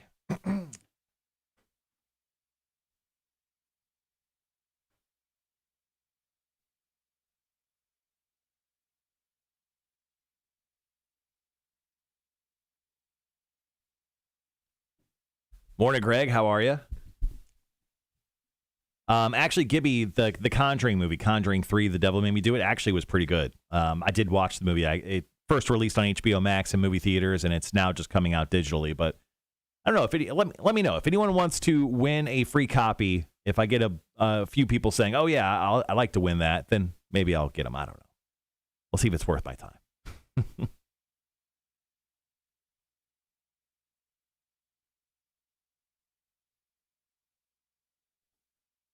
What do you got going on today after the show? I got to make sure I've got everything ready so I can leave tomorrow at as soon as the show's done. So, okay. Schedule some music. I think I got a couple more breaks to put in for our best of. I've got Monday all done. I'm almost done with Tuesday. Mm-hmm. And then I got my music call today. So go over some music stuff. And then get home and I got to start packing, do laundry, and pack. Yeah, with my wife's mom and her man friend in town, yesterday I just cleaned up a bunch of stuff. Yeah. Did all the laundry. We're back to like square one. Like usually where we're at on Monday, we're that on a Wednesday / Thursday morning. Fantastic. So my oldest, I think I talked about yesterday, was given the task of cleaning his room before. Hey, you mentioned that. Yes, before he leaves. Did he clean his room? No. We bought tubs, like, the big, plastic tubs for him. Just put stuff in, clean up your crap. So my wife last night was like, I don't know what he's been doing. I went up there and it's a disaster. She's like, he doesn't look, he's touched anything. So something tells me a lot of that stuff's getting chucked. Are you getting rid of his room? Are you? No, not yet. We are going to. So our office right now, we have 2 kittens still that we're fostering outside of the 2 other cats we're fostering. So we may take the kittens and put them into Keith's room so we can have the office back without the cats in it. Mm-hmm. But no, I mean, we're not. It'll be a few years before we're like, let's turn it into a whatever room. Right. All right, guys, be right back.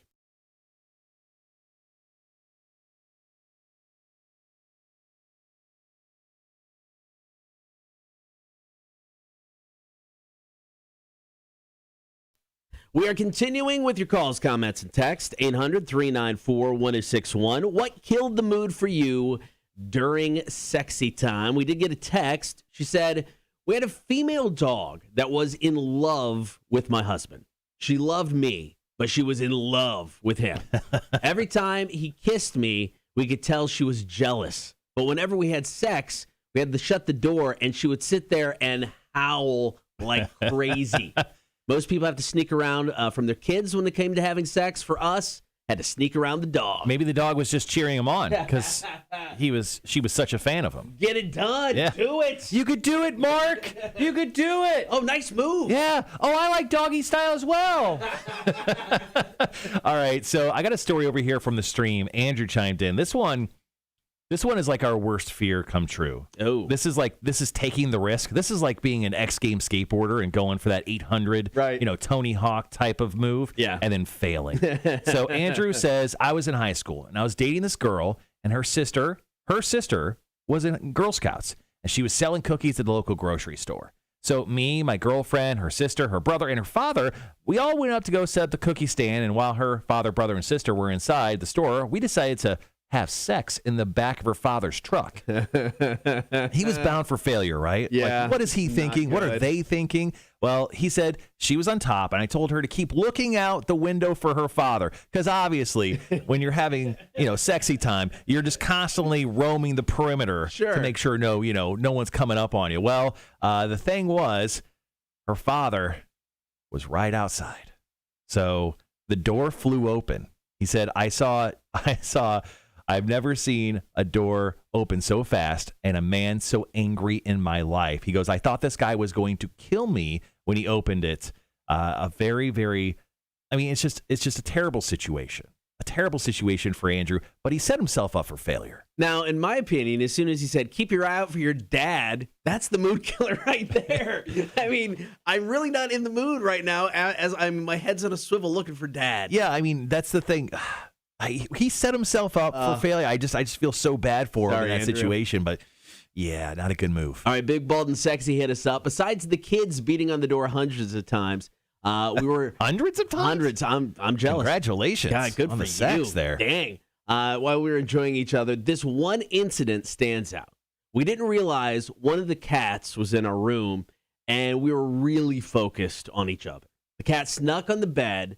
And though she would use eggs as a boxing speed bag, so when I recovered from the shock, we laughed so hard it killed the mood. So his junk was hanging there. Yes, and the cat thought it was a cat toy. Yeah, I guess it happens. Well, at least it wasn't the Mike Tyson of cats. Or really could have put him out for a good long while. But kudos to Charles for being able to laugh that one off. Cotter, I got another story for you. Okay. So Wanda, who called us in earlier, chimed in with a story on the chat. So she's actually watching us right now. She may kill us eventually for all these stories that we're telling of her. She goes, okay, oh my God, I have another story. She goes, I had a cop pull up on me and my guy friend while we were in the middle of sexy time. We personally knew the cop. He threatened to tell my mom. Well, obviously, Mom doesn't care. She'll just come down and lay next to you. And breathe weirdly in your ear. But wow, I actually had kind of the same situation. I wasn't making love to a lady, right? But we were up on like a make out hill, up in Peoria, Illinois, and we had a cop actually pull up behind us, turn the lights on, and just kind of tap on the glass with his nightstick because that was necessary, right? And we kind of rolled it down like, "Hey, officer," and he's like, yeah, you guys should probably leave. I'm like, yeah, that's a good point, sir. That's a good point. All right, coming up next. Not that long ago, people could actually do things without YouTubing them first. Mm-hmm. Well, a lot of traditional skills are going by the wayside because of the internet. So we're going to run down a list of these traditional skills. And we're going to see if we can actually still do anything on this list or if everything is just completely passed us by. That's coming up next. Here's The Who and Papa Roach. It's Wolf Totem. Cotter and Marshall Show. Rock 106.1. Greg actually, Greg usually never chimes in with stories. He has one here. He goes, one time when the kids were little, we were starting adult time. The sun came in. My wife sat up abruptly. She was wearing a silk robe. She slipped off the end of the bed and fell, folded like a suitcase, stuck between the end of the bed and the TV cabinet. All right, that's pretty funny. Oh, man. Sean says, when I met my wife, met my now wife, she had a greyhound, and that big, lanky bastard had nosed me in the ass cheek and licked my wife's foot while we were busy. Damn dogs, man. My dogs wait patiently outside the bedroom door. If for some reason they're out, we kennel our dogs, during the night and everything, so they can't just roam the house and, destroy it.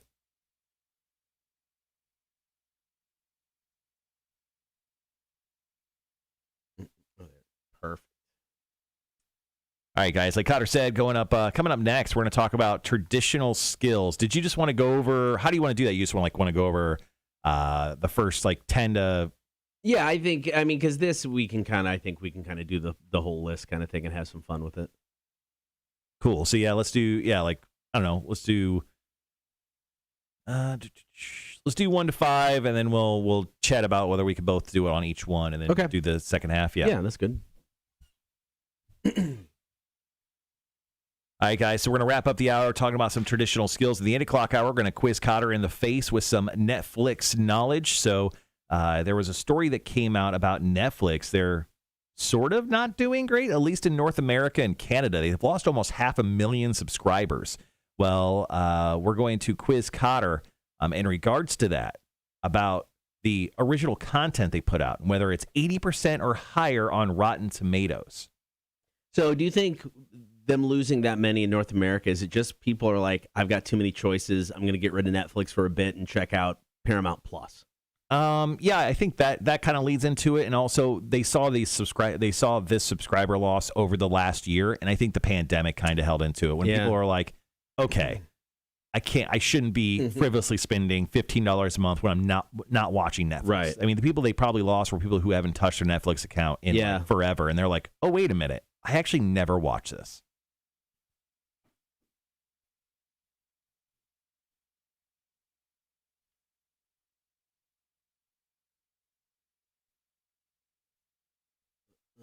But once again, all these Netflix shows are very popular. I would have to say you've probably heard of, maybe there's like 1 or 2, but you've heard of the rest of them. Okay.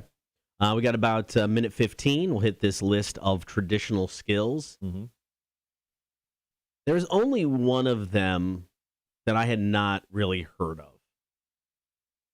Number 4. I've just never heard of that word. Yeah. I've never used that word ever in my life, but I understand what it is. Yeah, I get what it is, but I've never heard of that. And I don't know if I don't know if I really know anybody that's done that. Really? Yeah. I'm trying to think. No, I don't think so.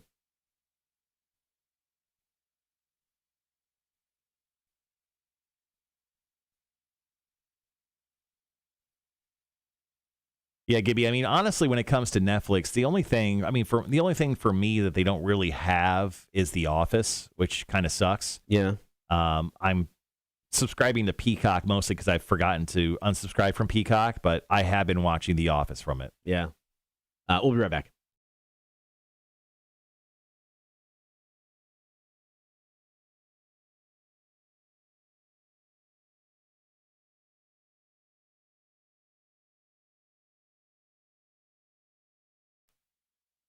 Has the internet officially killed off enough brain cells that we have forgot how to do traditional things? I mean, back in the day, my dad could fix anything. Right. I mean, he did stay away from some electrical work, but if something needed to be fixed, dude could do it. And if not, he could fake his way through it enough to where it looked good. Right. I mean, he could build a house. He could lay brick. I don't know. I couldn't do any of that to save my life right now. So there are a lot of traditional skills that are going away. I mean, because right now, if I need to fix something, first thing I do, hit up YouTube. Yeah, I Google YouTube everything I need to do at my household as well. So according to a new survey of 2,000 people, here are 10 traditional skills that are dying out. Number 1 on this list just makes complete sense. GPS, phones, all of that stuff. Reading a map. Honestly, I don't even know where you can get a map nowadays. Like, Love's or whatever, Right. some weird gas station. I'm sure they have maps, but I can read a map. Yeah. I've read a map before. I have understood maps prior to phones. I used to. One of my first instances of using MapQuest blew my mind. Because MapQuest was before Google Maps and Apple Maps and everything, and I just remember like printing out directions to go places. I'm like, oh my, this is a new world. Like I just couldn't believe it. But yeah, I mean, I used to be able to read a map, no problem. Now, the downside about Google Maps was, though, it's step-by-step directions. You miss one, you're hosed. I mean, that was the downside of that. Yeah. But no, we always used a map when we drove on vacation growing up. So my dad drove, my mom navigated. So, I mean, I picked up that skill. So, yeah, I mean, I think I could still fake my way through it if I had to. I think I could still read a map. Yeah. Kind of along the same vein, with directions and stuff. What about using a compass? Yeah, if I had a compass in my hand and using the compass and going the right direction, I feel confident in that. But if you ask me, like, find the North Star in the sky and head that way, there's no way I could do that. Oh, no. God, I'm not like a ship captain who can, navigate the world with stars and constellations. But no, I mean, I did Cub Scouts and Boy Scouts for a little bit. And, yeah, using the compass, one of the skills I picked up. Skill number 3, though. Not one I picked up. No. Knowing how to tie different knots. I can tie my shoes. Yep. And then if you ask me just to kind of create a knot, I could probably create one, sort of. But I don't know how to do like a hammer loop. No. Or any other silly square knot. Yeah. Is that one? I don't know. You just Sounded make it up. like it, didn't it? It sounded good. Yeah. No, I honestly don't know how to do knots. I wasn't a Boy Scout. I would never put in the Boy Scouts. I was, but I don't remember going through the knot training section. You didn't get a merit badge for that? I did not get a merit badge for that. You definitely weren't an Eagle Scout then. No, God, no, never an Eagle Scout. Now, can you tie a tie? Yes, sort of. Okay. I rarely wear ties, like once or twice a year max. Right. I am the guy that has the tie already tied sitting on the tie rack at home. So I could just easily put it on. But yeah, I would have to probably go back and remind myself how to tie one because I just don't wear one enough. Yeah. All right, going over traditional skills that are dying out. Number 4 on this list. I've never heard this term. I understand what it is, but I don't think I know anybody who has ever done this. Darning socks, which basically means if it's got a hole in it, you fix it. Yeah, so darning is a sewing technique for repairing holes in worn fabrics, knitting using a needle and thread alone. My wife can darn a sock. Yeah, she's got like thread and a needle and can do that. You just tie a knot at one end and you just kind of, I don't know, sew it up the best you can. Could I do it properly? No. Do I think I could sew a hole shut in a sock if I had to? I think I could. Yeah, I think I can darn a sock. I don't think that's outside my realm, but have I done it before? No. Have you ever tried to sew a button on a shirt? No, I asked my mom to do it. I've tried it several times, and every time, as soon as I get it done, I button up the shirt, falls right off. I can't do that to save my life. Yeah, it's a big time my wife and my mom skill. Yeah, I'll try to do a lot of things. That one, it's on them. All right, one more, and then we'll take a break and come back for the last 5. Talking about traditional skills that are dying out. Number 5 on this list, looking something up in a book using the index. I think that's a skill that we both had just because of the time that we grew up in high school. Yeah. Like that's easy. That's easy to us. Now kids nowadays, they can actually just search for the term they're looking for, and an index is almost irrelevant for them. So I mean, it's the same thing because, this I got. I mean, I can use the index in a book. I don't know if I can go back to the library and use the Dewey Decimal System. I think that is a skill that I have long since lost. I don't think I ever used it. Really? Yeah. Like in high school, grade school? No, man. Did you try? Obviously not. I'm in radio, Cotter. Are you serious with that question? Never mind. I take it back. All right, coming up next, we're going to run down the last 5 left on this list. Traditional skills that are dying out. Can you do these? Hit us up. Text us in, 800-394-1061, or chime in on the chat. Cotter and Marshall, Rock 1061. I'm going to come right out of the stop set with this. Sounds good. Yeah, I know we went long with, no pun intended once again. No, that's fair. Went long and hard with that sex talk we had earlier. I got no issues going long and hard. And in fact, I'd like to try it one day.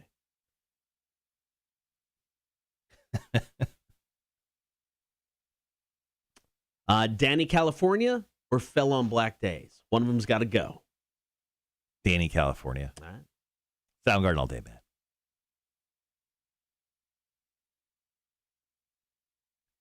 Sean goes, when I had to wear a tie daily for work, I tied ties like a pro. I could tie a bow tie also. That's a skill, man.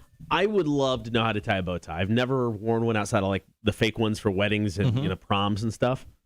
I can tie. I can tie a tie in one knot. I'm not the guy that knows like 3 or 4 different styles of ways. I got one, and it's super easy, and I am pretty sure I could still do it. Yeah, it's the putting it mid-level while it dangles low, and then it's just kind of the loop and the that. I would probably have to look it up. I once actually downloaded an app that just showed you how to tie different tie knots, and it was very helpful. Yeah. I was wearing ties for quite a bit. It was just a summer of weddings I went to, but it was very helpful, but it's long been deleted. The bottom 5 is where I fall apart on this list. I feel pretty good about 1, 2, 3, 4. 4 out of the 5. I've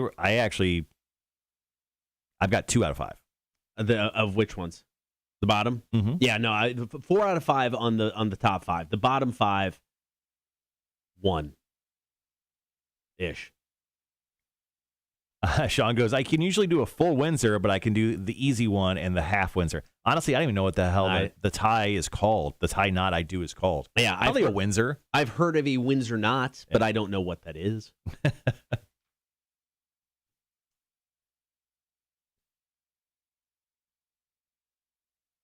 All right, we've got 1, 2. We've got about 3 minutes left. Cool. Come right out of the stop set. Finish this break up after 8 o'clock. Getting quizzed in the face. Once again, we're going to quiz Cotter in the face. Netflix lost a bunch of subscribers, so we're going to talk about Netflix's original content. That's why people are there. We're gonna grade him out. We're going to quiz him out in the face on whether these originals are 80% higher or lower. And we got 10 different shows we'll ask you about. Very popular shows. Yeah. I mean, you personally, you probably heard of 8 out of 10 of these. Maybe there's maybe 1 or 2 that you probably never heard of. But I can imagine you heard of the rest. Okay. Talk about a company and business that had a plan and a model.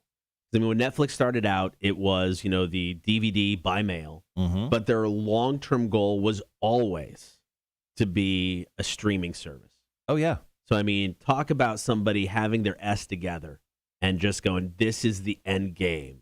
Don't know how we're going to get there yet, but we're going to get there. I remember Netflix when they first started streaming, the amount of stuff they had was terrible. They had like 50 movies and they had like 4 TV shows and that was it. And it was just the worst. Because not knowing what we were getting into when the streaming thing started, because we had the Netflix DVD subscription, and I was super excited. Because, with the DVDs, they had everything. There wasn't like a movie they didn't have. Not understanding how the streaming rights worked, I thought, oh, this is awesome. Every movie that you can get on DVD is going to be on Netflix. It was a harsh reality when you realized, this sucks. Yeah.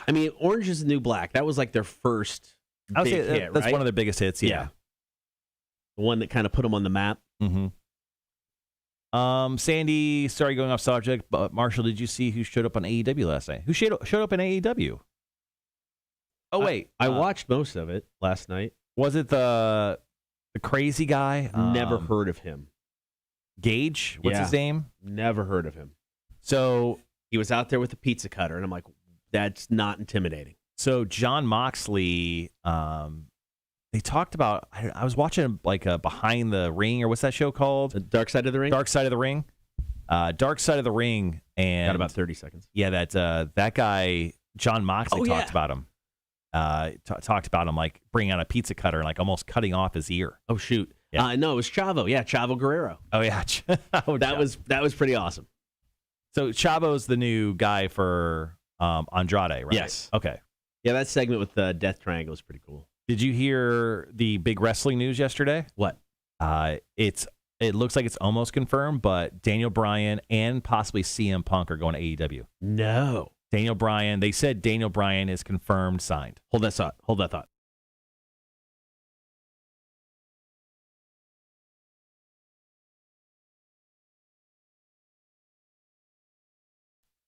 Good morning. Thank you for hanging out on air and on the stream. Cotter and Marshall Show. Came across a list of traditional skills that are dying out because now we can Google and YouTube everything. So these are things that couple generations ago, people just knew how to do. So we're running down this list to see if we have a shot at doing these without actually looking them up on the internet. Number 6 on this list, knowing how to format a letter.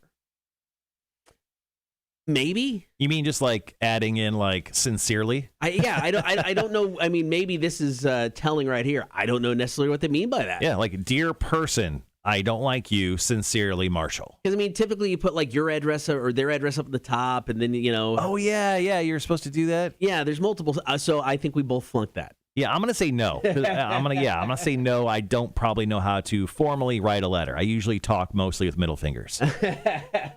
I just use emojis anymore. That's okay, right? That's good? Yeah, that's fine. Okay. Number 7, I'm a hard pass on this. I never could do this. No. Knowing measurement conversions. Like there are 4 quarts in a gallon. Nope. No, got nothing. Mm-mm. I got none of that. My wife, all of it. She gets it. Could you imagine if we had to move over to the metric system? Like if someday America was like, yeah, let's actually join the rest of the world instead of just being these jerks owning our own little measurement system. Yeah, I don't know how to do it. I have to Google that every time. Yeah, I don't know our system. Don't throw a new one at me. I might as well just move out into the woods. Number 8, spelling and grammar. No, I can answer this for both of us. No, but I will say if you do a lot of office work or if even just at home on the desktop, there's like one of those things you can like insert into your browser, like if you have Firefox or Chrome or whatever. It's called Grammarly. Okay. Grammarly. It's free. How do you spell that? Grammerly. Grammarly. Okay. You can actually like insert it into your browser and it like will tell you how stupid you are. Okay. Every like emails, like it's perfect for emails. I sound probably 1,000 times smarter because of Grammarly. Download it, insert it into your browser. It'll tell you where you miss commas, where you actually type the same word twice because you're stupid. I mean, like straight up, Grammarly is the best. It'll help you sound much smarter than you are. I don't need a computer program to tell me how stupid I am. I've got you. Number 9 on this list. I know I can do this. Video to prove it. Build a fire. Oh yeah, I can. Give me a flint. I can do this. 12 pounds of lint and 3 leaves, and Cotter can start a fire. That is guaranteed. That is true. I will say that. I mean, if you have a flint and any sort of materials to build the fire, I think almost anybody can do it. I think I can. I feel very confident that I can start a fire with a flint and without a flint. I think I could start a fire with a couple of rocks. I'm not saying that I'll do it on video, but I will say that I feel confident if things went wrong in this world and we were all just living out in the jungles of our paradise, right? I could probably grab a couple stones and make a fire when necessary. Take 2 sticks or whatever. Like, I think I could do that. Okay, sure. Yeah. Number 10 on this list. These are traditional skills that are dying out. Having good penmanship. I have my moments, but I would say a majority of time, no. My handwriting is a weird combination of printing and cursive because nobody learns cursive anymore. So I got this weird combo of both. I can still write in cursive. Can you? I can't. Yeah. No, not at all. That skill's long gone. No, I can still write in cursive. That is one of the stupid human tricks that I still have inside of my body. But would you say you have good penmanship? It's legible, so I'll say yes. People can read my handwriting. Are you serious? Yeah. Dude, I've seen you write. Well, I write for me. I don't write for if you asked me to write a letter to you, right, I would say that I would have good penmanship. Okay. I would say it's legible and it's readable, and that's good penmanship to me. Oh, good. I've seen you write. You can't. It's like a doctor. I've seen you write. It's way better. I literally have to stop sometimes, walk over to your office, and be like, "Why don't you tell me what that word is?" That's my weird combo of cursive and print. Learn how to decipher. If you were a friend, you would learn. All right, coming up after 8 o'clock, I'm going to get quizzed in the face. It's all about Netflix. Got details coming up. Stick around. Cotter and Marshall Show, Rock 106.1. All right, going to get rid of the Soundgarden as well. Screw it. Neither are getting played. All right, so it came out last night, but it's not confirmed. It's not like yeah. Like Daniel Bryan is all elite, right? But apparently, it was almost. I mean, like everyone was reporting on it. All the wrestling people, on the Twitterverse. Daniel Bryan has reportedly signed a deal with All Elite Wrestling, and apparently he is going to be making his debut at the next pay-per-view or just after. Okay. Because apparently the next pay-per-view is in Chicago. And the big rumor is that CM Punk, who is from Chicago, will be debuting, and they don't want to like double up. So what they're going to do is debut Punk on the Chicago show, and then a few weeks later, Daniel Bryan will come in. And the big thing is Daniel Bryan he didn't want to work many dates. Sure. Pretty much he wants to work like that once a week show up. He wants the part-time schedule. I get that. He also wants to work in New Japan. Yeah. New Japan Pro Wrestling. WWE, I heard, was going to let him do that. I mean, that was a part of the deal when they tried to re-sign him. Now, Daniel Bryan going over there makes complete sense because he's at the point in his career, he just wants to wrestle who he wants to wrestle. Mm-hmm. I mean, if you look at most of the run over the last couple of years of WWE, outside of the main event at WrestleMania and stuff like that, you could tell it. I mean, he was wrestling people like Drew Gulak, and he was wrestling a bunch of people that normally wouldn't be given the time of day. Yeah. So him going to AEW, to me, that's awesome because Daniel Bryan, one of the best wrestlers on the planet, and him getting the opportunity to wrestle some of the guys over there is great. I still don't know how much I believe the CM Punk thing. I mean, I would love it to be true. I don't know. That one's still tough because that rumor has been around ever since he left. Always, CM Punk. So I don't know. It'd be great. AEW is literally, ever since they've gone back to live touring over these last 3 weeks, they have been absolutely on fire. I will say last night's show was okay. I mean, there was the Chris Jericho, Sean Spears fight. That was actually, I really enjoyed that. I mean, that was a really good match. I thought that was good. Now, granted, I haven't watched in a while, so part of it just could be I'm not sure what's going on storyline wise. Like when the Dark Triangle came out, there was a dude with him. I'm like, who's that guy? How are you a triangle when you have 4 people now? It's the Dark Square. And I'm like, I don't know who this dude, the hanger-on in the back was. So there was some stuff that and I didn't watch the main event, which was like the Texas Street Fight. Right. So I haven't watched that one yet. But I mean, a lot of the matches are good. Some of it was just okay. But I mean, product-wise, yeah, AEW is far superior to WWE. And if you get Daniel Bryan, CM Punk, holy crap! I mean, if they get both of those wrestlers, I bet Dynamite passes Raw in ratings. Yeah, I mean, apparently Dynamite beat in core demo. Yeah, I mean, big time too. So I think it becomes more of a consistent thing. I don't think WWE cares because they're making so much money on their TV deals. I mean, billions of dollars, literally billions of dollars. But eventually, I mean, maybe Fox more so than USA. I mean, eventually Fox is going to care. I mean, if they're not getting ratings, I mean, maybe they're able to turn it around and make a profit on the ads. Mm-hmm. I think Fox eventually is like, F you. Yeah, there's it was yesterday where everyone was going with Daniel Bryan reportedly signs with AEW. His name will be Bryan Danielson. That's his actual name. And then and then the other story that came out was CM Punk was in talks to make in-ring return. So I mean, it was just like those were the two biggest things. Dude, can you imagine the crowd when if CM Punk comes out? Mm-hmm. That will be one of the stupidest, loudest pops ever, especially if it goes down in Chicago. Holy S. I'm in on this pay-per-view 100% now. You got my money. Good job, guys. And here's the thing. So if this rumor is already leaked and, you don't get any confirmation prior to the event, that crowd is going to go badass crazy the entire time. They will hijack it with CM Punk chants the entire time until he comes out. Oh, yeah. You might as well have him come out right away. And the beauty, I mean, and this is smart. Because AEW uses, for some artists, actual songs for their intros. Mm-hmm. Not stuff they've produced just in-house. CM Punk, during that, that last run of WWE, used Cult of Personality by Living Colour. So he can use that song in AEW. He doesn't, so that music can hit instantly, and you know exactly who it is. Oh, that's awesome. Cotter's fanboying out right now. I really am. All right, let's see. Cotter, have you tried the Caribou Coffee yet? Have not. I'll send you some more. I'll send you my favorites from them. I need to get the K cup. Oh, the Keurig cup? The plastic. Oh, yeah, because we only have a Keurig thing at work. Do we not have one of those here? I thought we did. I have not. Eric Hune had his own, but no, I haven't seen it. So I need to get a Keurig cup. Yeah, Here, I'll buy us one. Haven't tried it yet. I'll buy a Cotter and Marshall plastic condom cup. What are those called? Keurig plastic cup? Keurig. Yeah, I don't know. You would think. This is a good one that wasn't on the list. Chris texted in. Don't know if you mentioned it yet because they just tuned in, but driving a manual transmission. Yeah, I don't know how to do that. I've never been taught a manual transmission car, always automatic. I learned on a stick. My dad had like a 1970 something yellow piece of crap Ford Love truck. And I learned on that. And my second car, I had a Ford Tempo, and it was stick.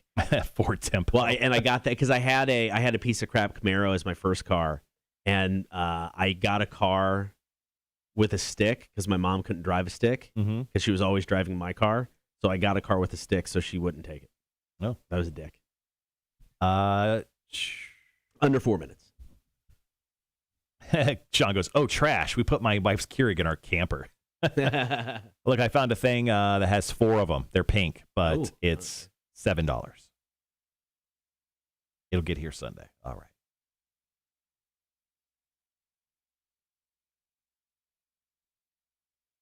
And I think back at Raven Dante's, my parents refused to let me drive a stick until I learned, or get my license until I learned how to drive a stick. I think a lot of parents, years ago was like that because I mean there was more and more, manual cars. My dad his truck at home is still manual. As I tried to talk him into teaching my kids how to drive when they were there a couple summers ago. But, I mean, it takes a little bit once you figure it out. It's not bad.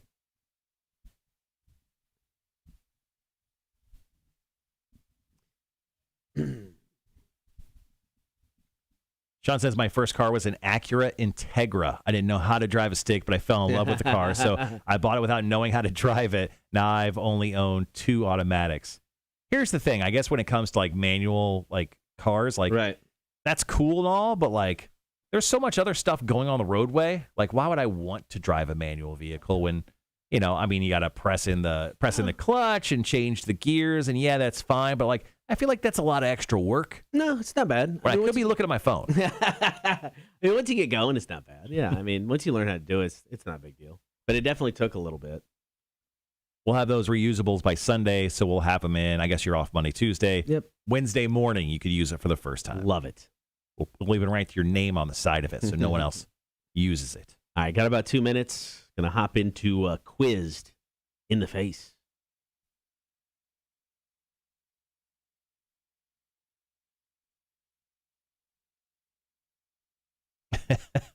Greg, why would you want to stand up to pee, Marshall? I know. It's why I sit down so much.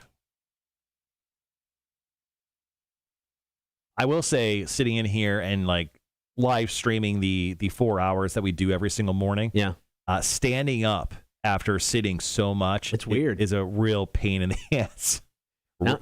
Quite literally. Yeah, no, it's how I know I'm getting old. I mean, I stand up and it's like, ooh, ugh. Yeah, I mean, I've had, let's see, in my lifetime, how many cars have I had? 4, 5? 5? 5. I've had 5 cars. I'm 38. All of them have been automatic. 3 of them have been Chevy Cavaliers. Yeah, I don't know. I don't see the need to have a manual vehicle. Yeah, no, I get it. I mean, it's hard to find. I mean, they don't really sell them anymore. No. I mean, automakers have turned, have completely pulled out the whole turning the key process to start the car. Now you just press a button. Okay, so I've got the push button now with the car. It's weird. It's like I'll get home, I'll park, and then I'll be like, I'll open my door. I'm like, oh, the car's still on. Button, okay, because I got my keys in my hand. Right. I'm like, it's bizarre. I'm not quite used to it yet. Yeah, the button starts weird, but yeah, I mean that's just the way it's going to go from now on. Yeah. We have to make things easier and stupider for everyone. I get that. Like Mike Judge was well ahead of his time. Idiocracy is slowly happening to us, guys. Scary, man. Scary. All right, we got about 15 seconds. Be right back.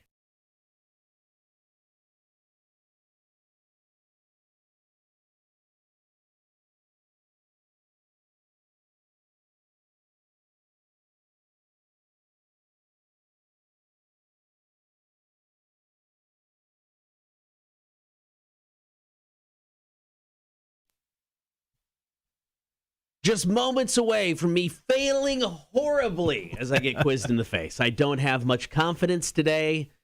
We'll see how we do. All right, don't forget, jump on the stream, Facebook, YouTube, and Twitch. Join the horde. While you're there, be sure to like, follow, and subscribe with the show. You can also listen. Just download the app for free. Get us on your in-home smart speaker, or check us out at rock1061.com. All right, Marshall, it is time for you to quiz me square in the face. All right, so here is the reason why we're quizzing you in the face today. Netflix just announced just over the last few days that they have lost 400,000 subscribers in the U.S. and Canada recently.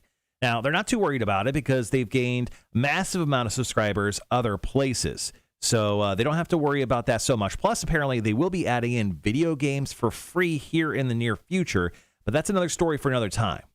So with Netflix having a huge subscriber loss in the U.S. and Canada, I thought today would be a great day to kind of quiz you on original Netflix content, the thing they thrive off of, the reason why people subscribe in the first place. So, Cotter, today, I'm going to just tell you 10 original Netflix shows, and you just have to tell me whether they're 80% or higher or lower according to Rotten Tomatoes. Okay. All of these shows you've most likely heard of, maybe one or two, just depending.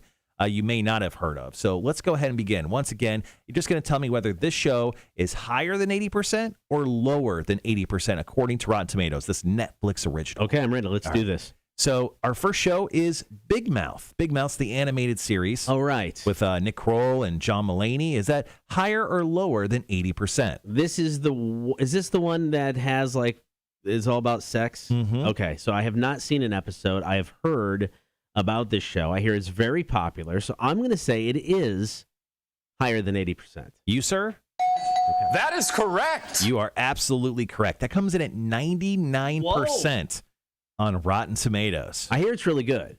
Yeah, it's very good. I've watched, it's come out with 3 seasons and like a special, and I've watched all of it. It's very, very funny. I like it. All right, coming up next, Cotter, it's the teen drama, Outer Banks. Very popular over the pandemic. This is I think it was like a 10-episode first season. Next season's coming out here in the next few weeks. Okay. Outer Banks, higher or lower than 80%? I have not heard about this show. I know nothing about it.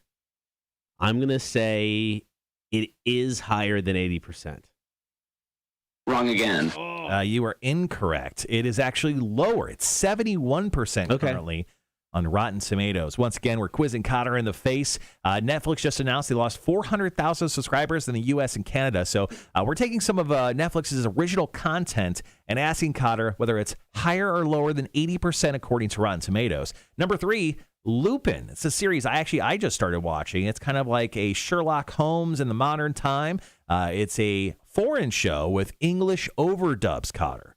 So is this higher or lower than 80% according to Rotten Tomatoes? All right, this is where I overthink things because you think higher because it's foreign, it's fancy, people want to be cool and being into things like this. Absolutely. And then you're like, but it's overdubbed and it's gonna look weird. Do you really care? So I am going to say Lupin.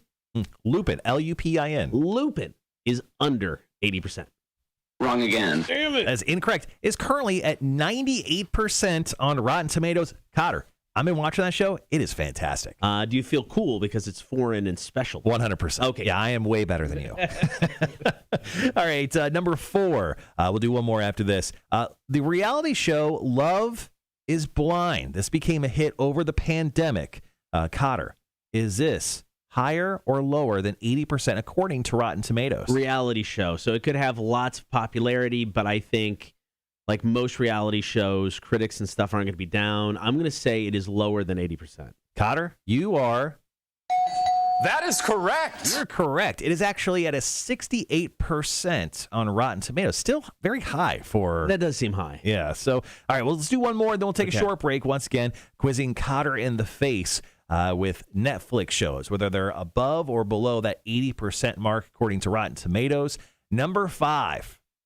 I love this one. Warrior Nun. Warrior Nun. It is, I believe it's a movie, I think. I don't quite remember. I don't have a note on this one. Warrior Nun. Higher or lower than 80% on Rotten Tomatoes. Is this legitly about a nun who kicks ass? That is, and she's sexy. Really? She's a sexy nun, too. Oh. Should be sexy warrior nun, but it's not. It's just warrior nun. Cotter, Higher or lower? I don't know anything about this, and I feel I should. I am going to say, oh, man, I'm going to give it the benefit of the doubt. Name alone, Warrior Nun, let's go higher than 80%. Wrong again. Damn it. This one is also coming in at 68%. So Cotter currently only 2 for 5 guessing on whether these shows are above or below 80% currently with Quiz in the Face. I told you I was going to suck this one up, and I am. And I will continue next. I promise. Mammoth WVH, it's Don't Back Down, Cotter and Marshall Show, Rock 106.1. Yeah, I've heard of Lupin because you've talked about it. Yep. I've heard of the Big Mouth, the first one. Mm-hmm. Yeah, and the rest of them, I got nothing. Yeah, so Outer Banks became very, very popular over during the pandemic. It was one of those big, like, kind of teen, shows. Love is Blind, huge reality show. I watched every single episode because my wife told me to. And they're coming back with a second season. So I think here in like 2 weeks, they're going to do a reunion of the first season. Then they're doing a second season that'll come out right after that. So that's very popular. And yeah, Warrior Nun. Warrior Nun is a big deal. It did very well for Netflix. I think I read a story where they're going to do a sequel to it or something. Okay, I'm kind of curious about Warrior Nun. And I'm gonna actually look into it right now. And just to be clear, Lupin, I love. Yeah. Lupin's a great show. So I'm like 4 or 5 episodes in. There's only 10 episodes out. That's not a nun. Really? No, I mean, if you looked at that and go, oh yeah, that's no, she's dressed as a warrior. Yeah, she can't dress as both a warrior and a nun at the same time. I want her in like the nun habit and kicking ass in that. Oh, you know what? You can't always get what you want. Rolling Stones taught you that. Has Mick Jagger taught you nothing in your lifetime? Yeah. Keith Richards just taught me to do all the drugs and you'll live forever. Pickle yourself from the inside out. Black Mirror is very good, Sean. He goes, my wife is watching Black Mirror right now. Very odd. Black Mirror. I wish I could honestly forget all of the Black Mirror episodes and go back and watch them. Yeah. I never watched the most recent one. It was like Miley Cyrus is in an episode. They did they did some weird episodes. Yeah. The interactive Black Mirror movie is very cool. Oh, it was okay. It was very cool, man. It was cool that you were able to kind of choose your own adventure. Yeah. I don't know, but yeah, I'd like to see more of that. So we've got 5 more. I know you know of 3 of the next 5. I will say that. Okay.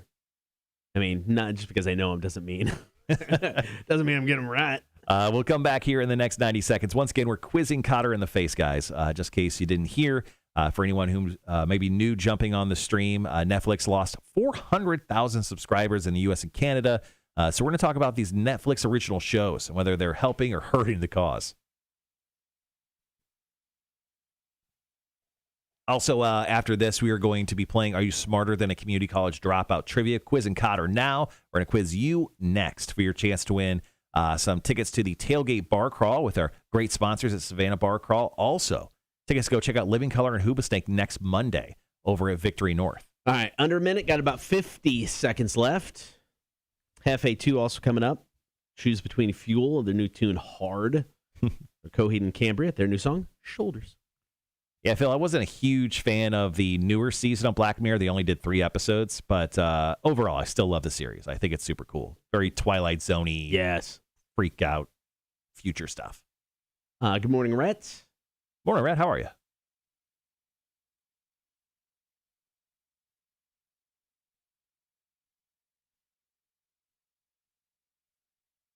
All right, guys, be right back.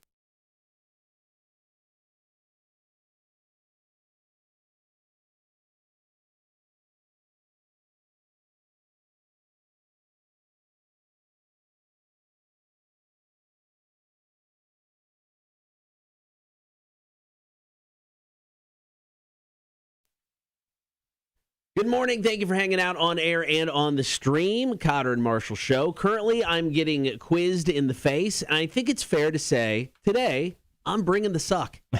You're not doing your best. Your usual goodness is not happening right now. So here's what's going on with Quizzed in the Face. There we go. Netflix just announced it lost 400,000 subscribers in the U.S. and Canada just recently, over the last year or so. Now, there you go. Sorry, technical issues. So once again, Netflix has announced they lost 400,000 subscribers in the U.S. and Canada recently. Now, with that being told, we're going to talk about Netflix original content. This is their bread and butter. This is the reason why they may have lost those 400,000 subscribers. So I'm going to bring up 5 original shows from Netflix. You just have to tell me whether they are higher or lower than 80% according to Rotten Tomatoes. Cotter, are you ready to start this second half of action? I got to do better than 2 out of 5, so let's bring it on. Yes. All right, so number 6, a show that became very popular. Let's talk about The Witcher. Is that higher or lower than 80%? The Witcher has Henry Cavill, Superman himself, in the lead role playing Geralt. Cotter, is The Witcher higher or lower than 80%? So I tried to watch this. I really did. I tried to get through the first episode, and I couldn't. I didn't. You can't do that with most shows, though. I didn't like. You fell asleep with Loki. You fell asleep with, I think, WandaVision. Well, no. WandaVision, no. Loki, I did. I mean, now granted, I get up at 3 a.m, but I mean, I like Loki though. I mean, I will get through and I will go back and watch it. So Loki, I like. Witcher, I just could never get into, but I know a lot of people did. I'm going to say higher than 80%. Cotter, that is Wrong again. Are you serious? wrong again. The Witcher currently stands at 68%. Whoa! 68% on Rotten I Tomatoes. knew it was garbage. It wasn't a linear story. It kind of just went back and forth all over the place. I don't really understand the reasoning behind it. Okay. It was cool, but I've heard the second season hopefully will be much better. All right, let's go ahead and move on. Number 7, I know you watched. I know for a fact that you watch. Starring Nicolas Cage, the Netflix series History of Swear Words. Cotter, is that above or below 80% according to Rotten Tomatoes? It was such a fun series. I mean, it was really, really fun. I'm gonna say below. You're saying lower. Lower than 80. That is correct. It is 70% currently on Rotten Tomatoes. So congratulations, scoring the correct answer there. Moving on. How about the Jim Henson inspired, I guess. He's, well, passed away at this point. The Dark Crystal, Age of Renaissance. Now, this show here was obviously done after Jim Henson, Yes. and it came out about a year and a half ago. So, Cotter, is this higher or lower than 80% according to Rotten Tomatoes? Love Jim Henson. Love the original Dark Crystal movie. Much like The Witcher, I started this and went, nope, don't care. I'm going lower. Wrong again. God dang it, man. What the hell? Cotter, The Dark Crystal, Age of Resistance, is what it's called. This show was canceled, unfortunately, after one season due to its high cost. But currently it sits at 88% on Rotten Tomatoes. My wife watched it because I was like, I don't want to watch that stupid puppet show.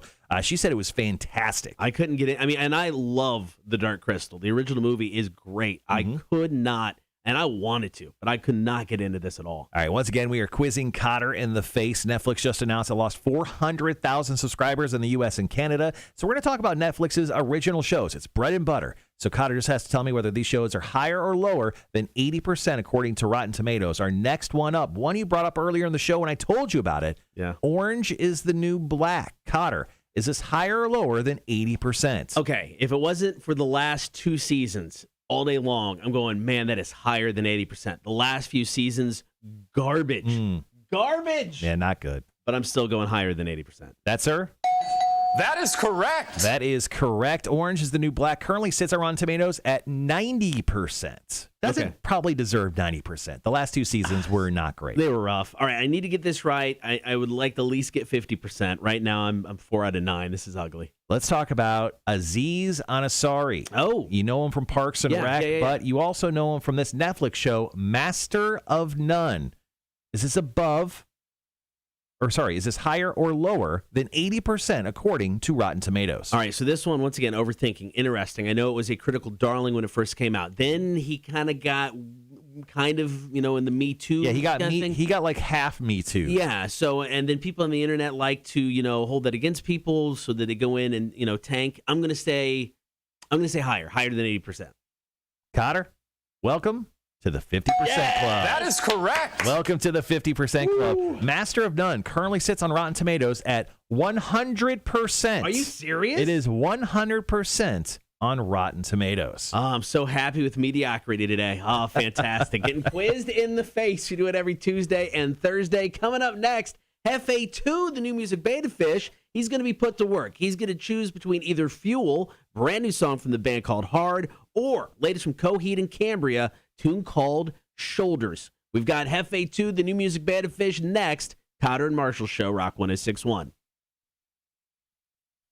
I swear Jeffe's not dead. There he is. There's our little boy.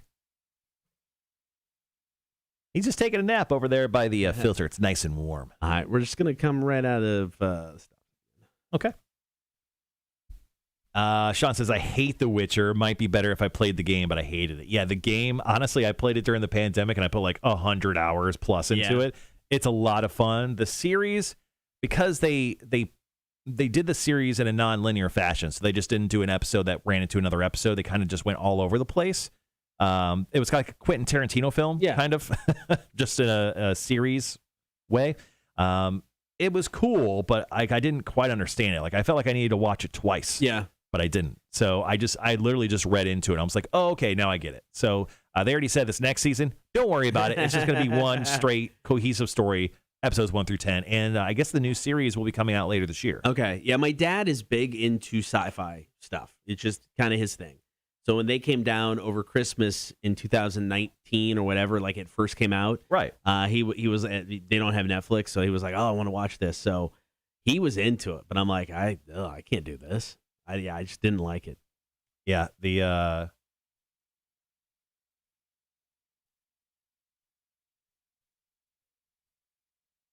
sorry, there's people walking by my house. I can hear them. They must have been talking very loudly. I can hear every word they said. Yeah, I don't know. He's a very handsome man. I get it. Yeah, no, I get that. Lane goes, I love The Witcher, but it helps because he isn't hard on the eyes. Phil said the series was such a mess, I had to look up a map to figure out the episodes. No, seriously, I did that exact same thing. See you, Mamacita. Saying he's going to sell some diamonds. Everyone, if you need some diamonds, you want to propose to a lady or a man, we're not sexist here. Girls should propose more often. I know it's against tradition. Screw tradition. Yeah. I mean, I'll say no, but I asked my wife the other day, I go, if I die, would you get remarried? She goes, nope. And I was like, oof. I don't know if that's good or bad. You ruined marriage for her. I ain't going through that crap again. Ugh. Finally out. Sean says, my wife doesn't like diamonds. Well, duh. She married you because of your meat smoking skills, you dumb son of a bitch.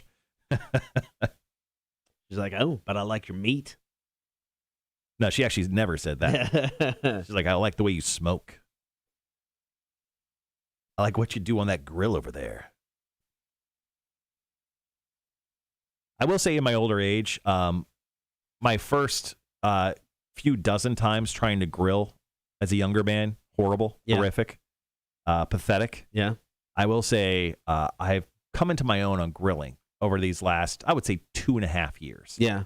Because I did the simplest of things. A couple burgers, and a couple like sausages the other day. I absolutely killed it. I felt so good. I almost patted myself on the back.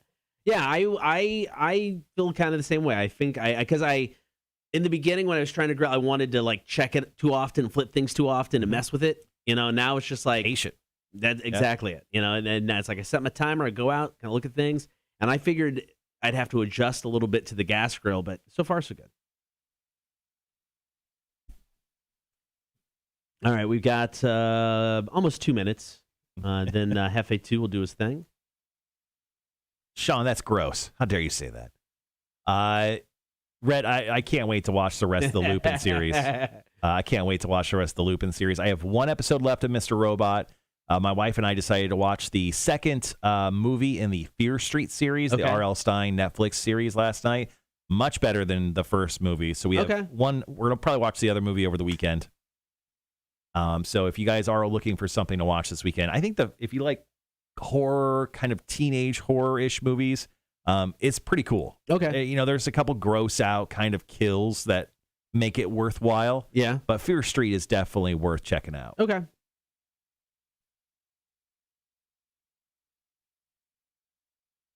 But yeah, I've got Mr. Robot, one episode left of that. I've got like 5 or 6 episodes left to Lupin.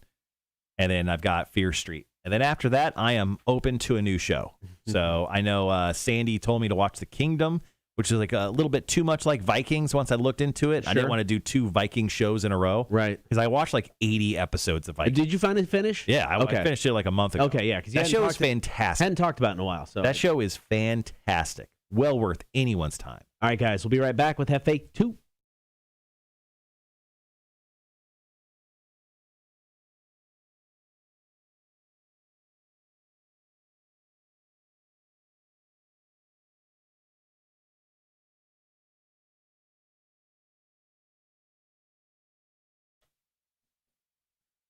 Good morning. Thank you for hanging out. It is the Cotter and Marshall Show. Third member of the team is Jeffe 2, the new music Betta Fish. Every Thursday, he picks a brand new song for us to play, give him a couple choices, then he does his thing. His choices today. Got an actual brand new song from the band Fuel. Now, they're back with their first new album since 2014. And they've got a brand new lead singer, original lead singer, who actually left the band for a bit, came back. Brett Scallions is out of the band. He's been replaced by John Corsale. I did some research. I couldn't find really any information about this guy. They just pulled the guy off the street? I guess. But I thought it was the original lead singer. I thought it was Brent Scallions when you played it earlier today or yesterday. I was kind of surprised that it wasn't. Anomaly is going to be the brand new album. It comes out in October. The first single is called Hard.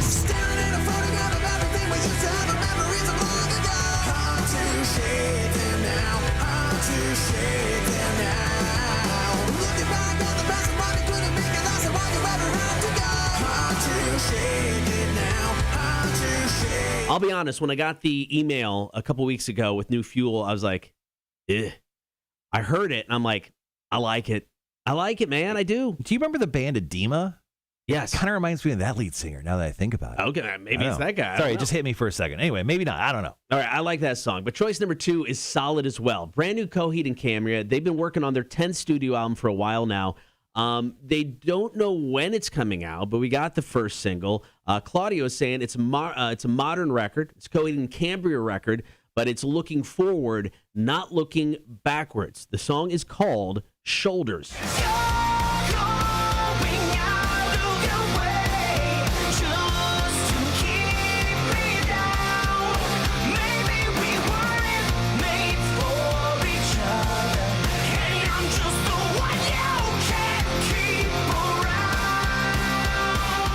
I like it, man. It's a really good song. I don't know why. I love Claudio's voice on anything. Yes. I'd love to hear him just go and fill in for other bands one day. He's just got such an extreme voice. I love to hear it. All right, so Jeffe is currently on the live stream right now, just swimming around. I've given him the signal. So, Jeffe, time to get to work, buddy. On the left-hand side, it's going to be Fuel. On the right-hand side, it's going to be that new Coheed and Cambria.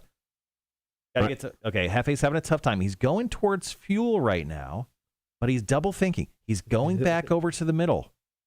And now it looks like he is definitively going over to the right-hand side. Cotter, today, it looks like we are choosing the brand new stuff from Coheed and Cambria. Jeffe 2, the new music Betta Fish, going with the best hair in the business. Claudio's is amazing. All right, new Coheed and Cambria. This is Shoulders. Thank you, Jeffe 2, the new music Betta Fish. Rock 106.1.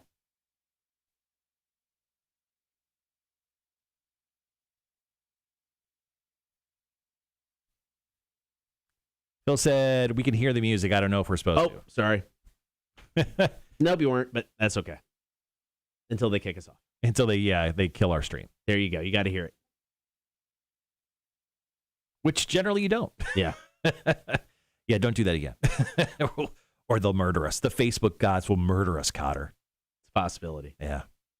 All right, guys, so we're playing new Coheed right now called Shoulders. I can imagine we'll get some new music, some information on this new music, this new album here in the next few weeks. We'll definitely add it into Marshall's Music News when we do have it. I will be talking about Coheed today because they do have a tour along with this new song, and we'll talk about where they're coming because they are coming quite close to us. If you do want to go see Coheed. We saw them open up for Avenged Sevenfold, right? In Chicago. It sounds about right. I don't quite remember. It was so we go up to Chicago. It wasn't the House of Blues show. They're playing some show like downtown.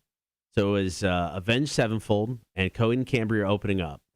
So we go up there, and we parked for free in Chicago. It was street parking, and it was like it was metered, but it wasn't metered, and we kind of went, we're just going to park here and hope for the best. Got out of the show, car was still there. Park for free in Chicago. Which is unheard of. You don't do that. Sorry, I'm just putting back the Cam 3 so we're ready tomorrow. Yeah, so we've got so one of the things Tim did when he fixed the audio, so normally in the old studio we had like 3 channels. So you didn't have everything coming off of one. Well, when we came into the studio, everything came off of one channel. One thing I wanted was for like the sound bites and for like the right and wrong stuff. It's like on our hotkeys, and just have to push the button to play. I wanted that on a separate channel, so he put that on a separate channel. I just have been keeping the stream button pushed, and I just forgot to push it. So there you go. It happens. Sunny side up for the breakfast win. All right, we got under a minute. Going to solicit someone to play some trivia. Hopefully somebody's ready. You haven't played at all this week, have you? No, people have been taking you on because you've been winning so damn much. Horrible yesterday. Damn, yesterday was rough. Yeah, Cotter tied yesterday. His first tie in quite some time. What, I get 2 right? 3 right? 2 right. Yeah. You and Elaine both got 2 right. That was ugly. All right, so I'm set for you to play again. I got my trivia questions done. I've had to write so many games as of recently. I think you played 4 times in a row because you also played last Friday as well. So yeah, I don't know. And people would just love to beat up on you, but you've been absolutely slamming them. So I'm ready. I'm ready to go. All right, guys, we'll be right back.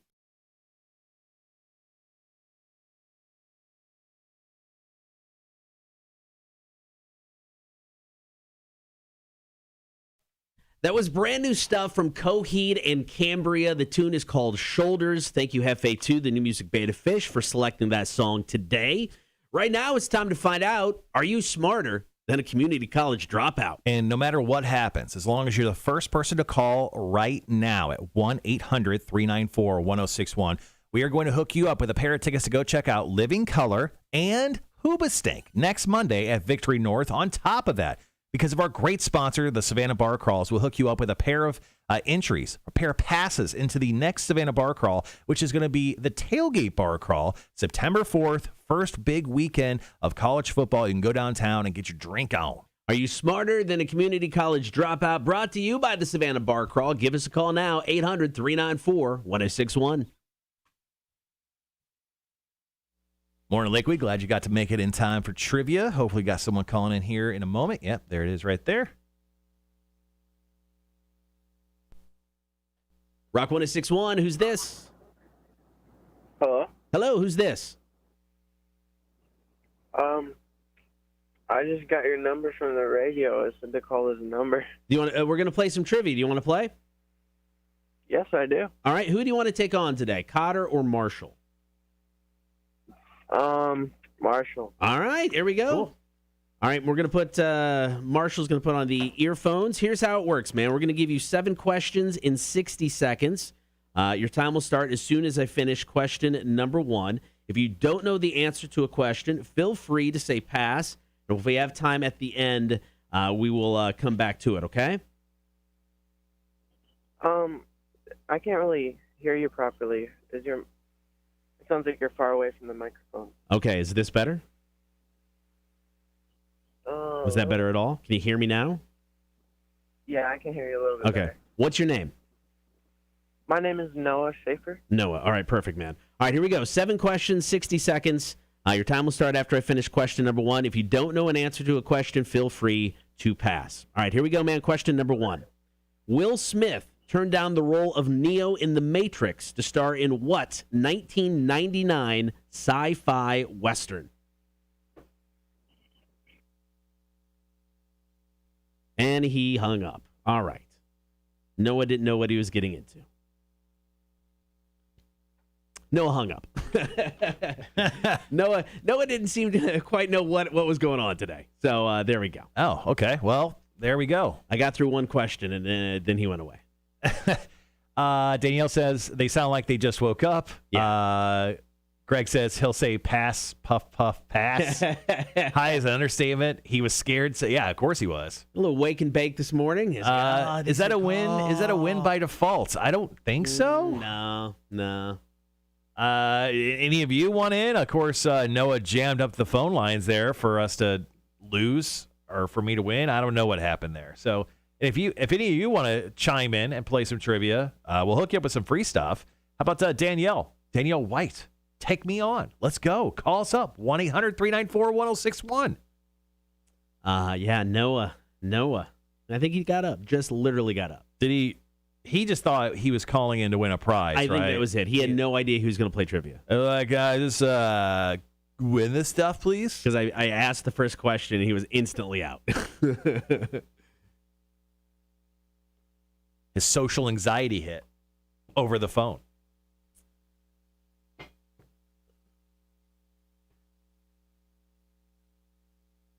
All right. Greg goes, he had no idea he was on the phone. It's true. All right. We can come out of spots. We should have a little bit of time. Okay. There's Mac. Mac said, who made their own breakfast this morning? This chick. Sorry, had to talk myself up. Morning, everyone. Good morning, Mac. What did you make, Mac? What did you have for breakfast? Because if you say like toast, I don't know if that counts. Mac, can you stop and get us Parker's breakfast again?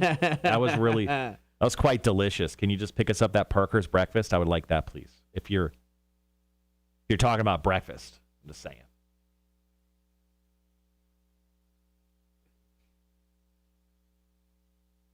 What was that guy's name? Noah. No. No. Bye. Okay. Well, all right. Thanks, Noah. All right. We've got about a little over a minute. We'll hop back on. All right.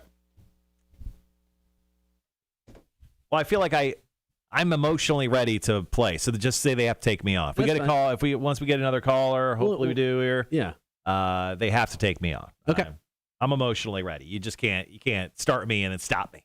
Everything bagel thins, Laughing Cow cheese spread, egg whites, and turkey bacon. Oh, wow. All right. I'm impressed. Way to go, Mac. Mac's on a big time a diet right now. So.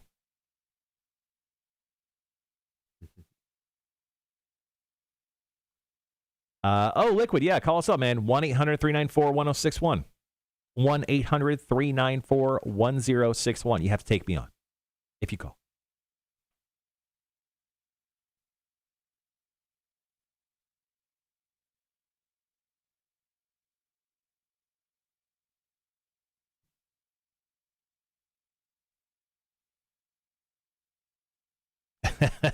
Sean, poor Marshall got trivia blue balled by Noah. Liquid, if that's you calling, just hold on. No, I got rid of everything. Okay. Rock 1061, who's this? Hello, Rock 1061? Anybody there? Nope. Rock 1061, who's this? It's Shane, Liquid. How you doing? Hey, how's it going? All right, Shane. I've been better, but I'm pretty sure I could handle at least one question or two. All right, perfect. You got to take on Marshall because he's all geared up, revved, and ready to go. So 7 questions, 60 seconds. Your time will start as soon as I finish question number 1. If you don't know an answer, feel free to pass. We'll come back to it. So with that said, are you ready? I'm not gonna lie. That kid was right though. It is hard to hear you. Is it? Okay. Let me try that. Is that any better? I don't know. I mean, I can hear you. I mean, I'll get through it. Okay. It is a little tough. Okay, here we go. Question number 1. Will Smith turned down the role of Neo in The Matrix to star in what 1999 sci-fi western? Wild Wild West. That is correct. The Cocos Plate is a tectonic plate between what ocean, Atlantic or Pacific? I'm gonna go Pacific. That is correct. In Arthurian legend, what wizard is a close friend and advisor to King Arthur? I missed the question. In Arthurian legend, what wizard is a close friend and advisor to King Arthur? Merlin. That is correct. Multiple choice, what geometric shape has fewer sides, an octagon or a rhombus? Rhombus. That is correct. A player who lands on or passes the go space in Monopoly collects how much money from the bank? 200. Correct. How many months of the year have 31 days? Got about 10 seconds. 5. Incorrect. The theme song to what iconic sitcom begins with, here's a story of a lovely lady? Brady Bunch. That is correct. All right, man. Dude, Shane came in and brought it. 6 out of 7. Oh, come on, man. 6 out of 7. What happened to Noah? And honestly, I got nervous on that one question because I couldn't count the number of months in time. I don't remember that time. All right, man. Hang tight. We'll quiz Marshall. We'll come right back to you. All right, Marshall, you know the deal. 7 questions, 60 seconds. Here we go. Will Smith turned down the role of Neo in The Matrix to star in what 1999 sci-fi western? Oh, Wild Wild West. That's correct. The Cocos Plate is a tectonic plate between what ocean, Atlantic or Pacific? Pacific. That is correct. Yeah. In Arthurian legend, what wizard is a close friend and advisor to King Arthur? You look a lot like a Merlin. What geometric shape has fewer sides, an octagon or a rhombus? Oh, no, math. Why are you mathing me? Octagon has 8. Rhombus, 5? Rhombus? That is correct. Yes. A player who lands on or passes the go space in Monopoly collects how much money from the bank? $200. That is correct. How many months of the year have 31 days? 8. Incorrect. Damn it. The theme song to what iconic sitcom begins with, here's a story of a lovely lady? Brady Bunch. That is correct. That is a tie. Oh, A tie. no. 6 out of 7. I don't want a tie. I want the win. Damn it. Shane, congratulations. Scoring the tie against Marshall. Thank you. Thank you. We messed up on the same question. That is Marshall, true. So we That's are true. awesome. Oh, wait. What was the answer to the one we missed? 7. Oh, no. 7 was my first guess. Damn it. All right. Well, congratulations, Shane. We tied today, but I'll give you a call after the show today or tomorrow, and we'll get you all set up with everything. All right. Thanks, buddy. Hey, thanks, man. See you later. All right, here we go. Just a quick rundown of the correct answers. Will Smith starred in The Wild Wild West instead of The Matrix. Great idea. The Cocos Plate is beneath the Pacific Ocean. Merlin is the wizarding friend and advisor of King Arthur. The rhombus has 4 sides. The octagon's 8. Thought I had 5. Once you pass go or land on it, it's $200 from the bank. How many months of the year have 31 days? That is 7. And the theme song to the Brady Bunch begins with, here's a story of a lovely lady. We're back tomorrow at 8 o'clock. Another round of Are You Smarter Than a Community College Dropout Trivia brought to you by the Savannah Bar Crawl. Rock 106.1. All right, guys. We'll be right back. Yep. It's time to play Are You Smarter Than a Community College Dropout? Shane is on the line, and because, well, just because, you're taking on Marshall, deal with it. Let's get this done.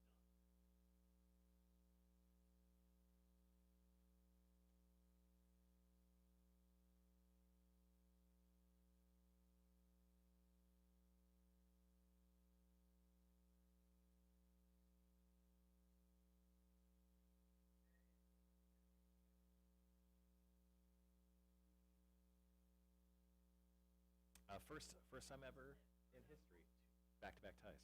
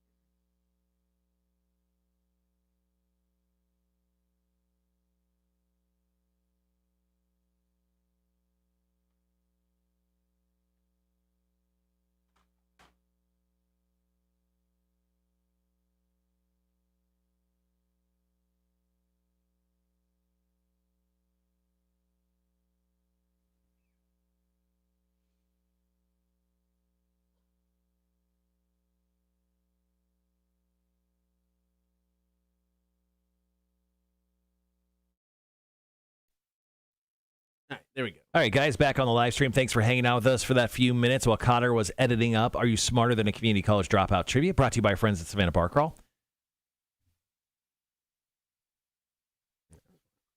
Okay. So a couple things with that game of Are You Smarter Than a Community College Dropout Trivia, loads of stuff, actually. So with the tie, my winning percentage goes back down to 69%, right where I want to be. So congratulations to me. Also, for the first time in Are You Smarter Than a Community College Dropout Trivia history, ever since we started the show back in March, that was the first time ever we had back-to-back days where there was a tie. Okay. Whether it was both of us or just a single person or a single one of us. Yesterday, you tied 2-2. Today, I tied 6-6. So once again, that was the first time ever we had back-to-back days with ties. So once again, setting Are You Smarter Than a Community College Dropout Trivia history with that game right there. So Shane, thank you so much for calling in and playing with us. Obviously, Noah was frightened by my existence, which I get. I think he was just frightened by existence. Like the literal thought of existing. Yeah, he was having a moment.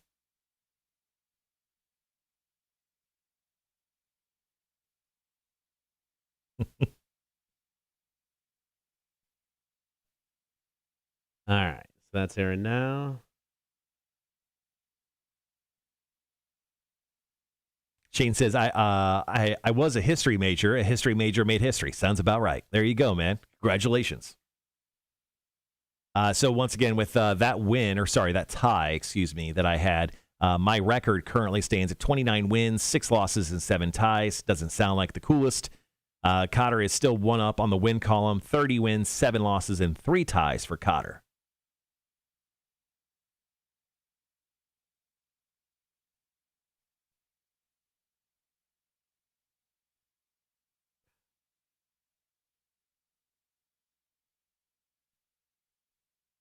Let's see. I think I'm gonna, once the show's over with today, I'm gonna do show prep for my office, and I think I'm gonna leave early again today and do everything from the house. I don't blame you. I mean, it works out. It works out really well. Mm-hmm. I got no issue with that whatsoever. Yeah, I think that's exactly what I'm gonna do today. All right, Shane, we get it. You're the MVP here. He goes, I heard maybe 4 words of the Merlin question. I heard King, Arthur, Wizard, and I was like, Merlin? Hey, that worked. We get it. You're amazing. He's still tied. We still tied. I'm not kidding. When I first heard the question of the calendar, I said 7 in my head. Obviously, I know there's at least 2, maybe 3 30 months. Yeah. And I know there's obviously February. So immediately I'm like 4-ish. And I'm like, maybe there's that 5th.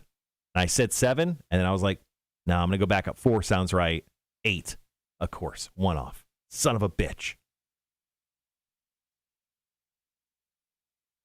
Here's a question for you, Cotter. Is this month a 31 or a 30 month? See, 31. Okay. My anniversary's on the 31st. There you go. You're correct. Yeah. And it's Harry Potter's birthday. Liquid says you can also faintly hear you guys when you cut the audio for the stream. Like if you talk loud enough, you can still hear you. FYI, it doesn't show up on any of my meters though. When that happens, interesting. Because I mean, we talk a little bit when the mics are off. Yeah, not a big deal. We're mostly just talking shit about you guys. So. Yeah. Shane. Oh, why did he get 7? History major. Yeah, I don't know. I don't know. It's because we're in the studio, man. Cotter may get us a new studio though. So yeah, we'll see.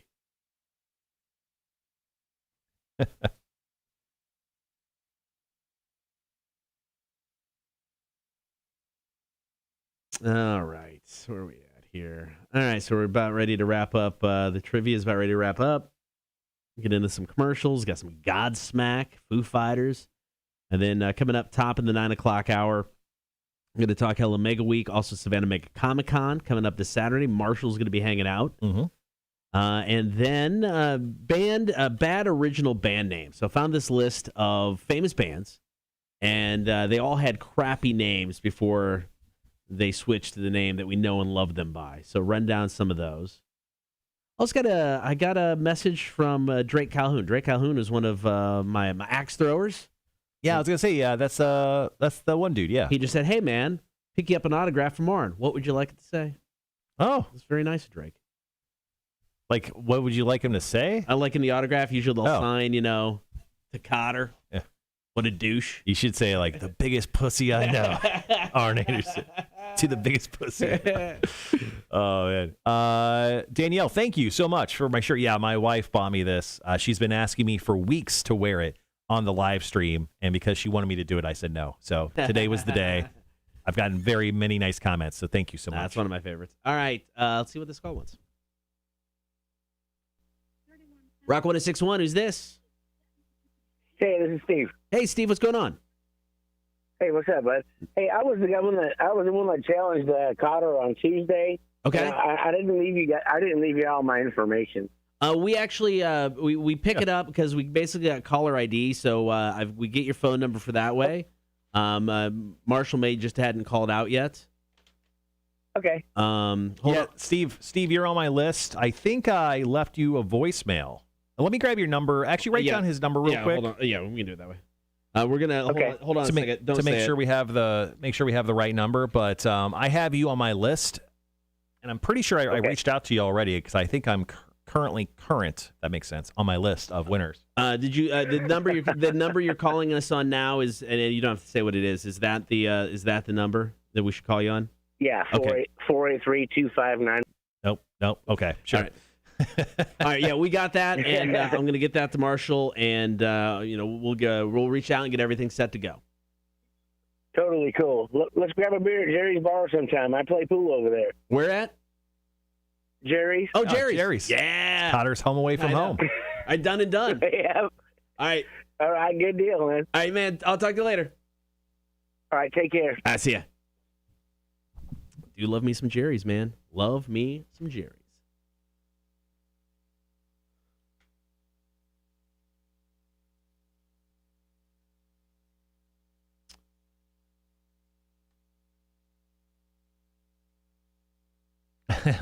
Greg, why'd y'all cut him off? We could all call him. I love how we're like, please do not say your phone number. And then he's like, oh, yeah, we'll go ahead and say that. So years ago, we had an issue. It was a weird studio thing that we discovered the hard way. It was back in Peoria when we had the closet studio for Rock 96.5. Mm-hmm. So you can have everything off, but if the phone pot was up, it still went out over the air. So we had a winner. I had a winner, and I took all of her information.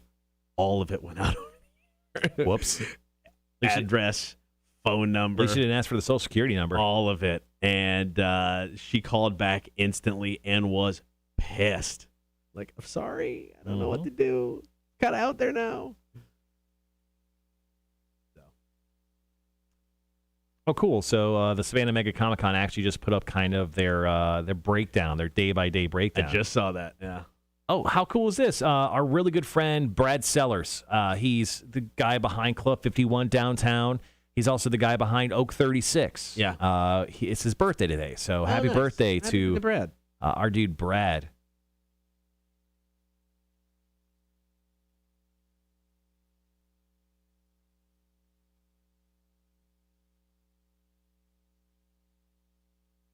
Right, Shane? I'll definitely call you, buddy.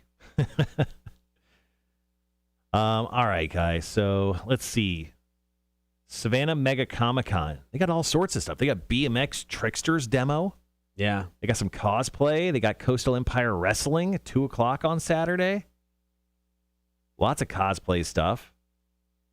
All sorts of stuff to like buy and check out. Art, comics, video games, I'm sure. Then they have the after party, the after con.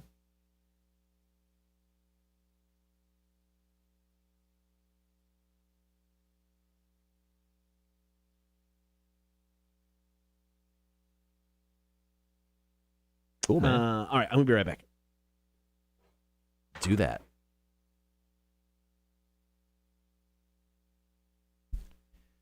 Okay.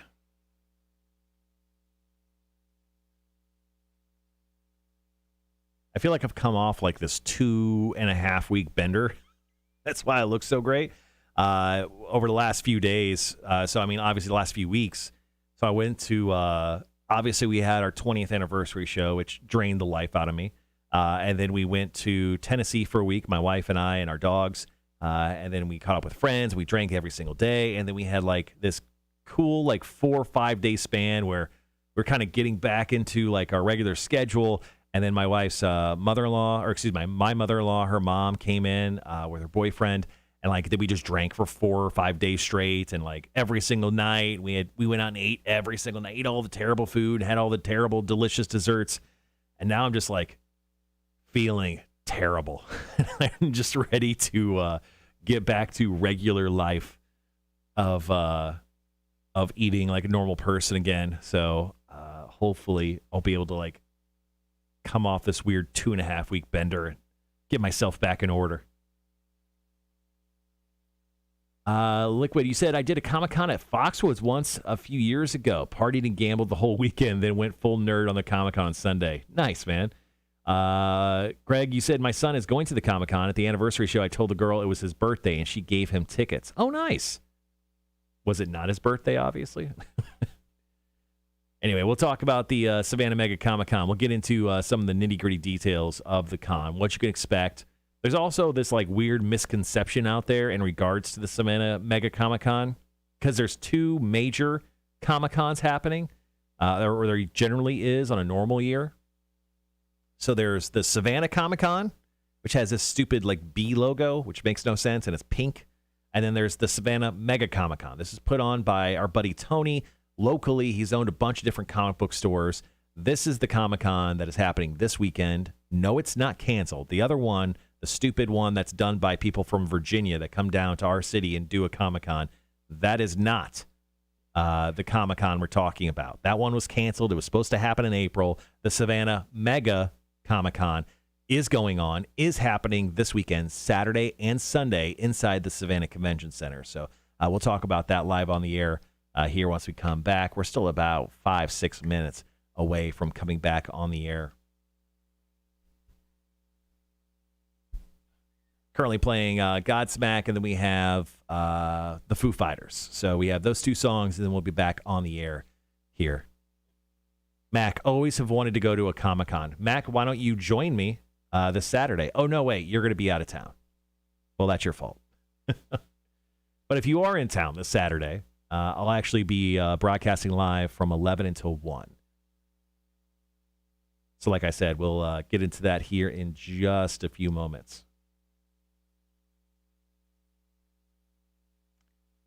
And if you want more information on the Savannah Mega Comic-Con, feel free to look them up on Facebook and Instagram. Instagram's a great place to find out all the guests that are going to be there and all the cool vendors and stuff. Once again, Savannah Mega Comic-Con.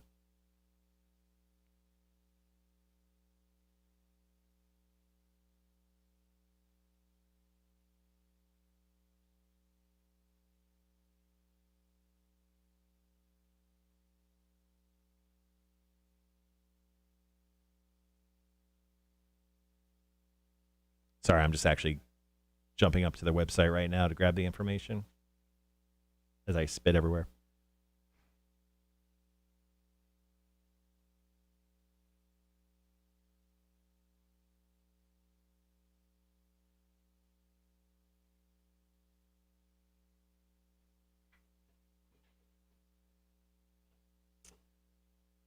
All right. Looks like Mayor Van Johnson involved in a car crash. He's okay. Oh, God, really? No serious injuries. It happened Tuesday afternoon. So 3:30, the intersection of ads. Intersection of West Oglethorpe and Farm Street. Really? Yes. He posted on Facebook, "My baby is down. Thankfully, I limped away slowly." Ooh, airbag deployed.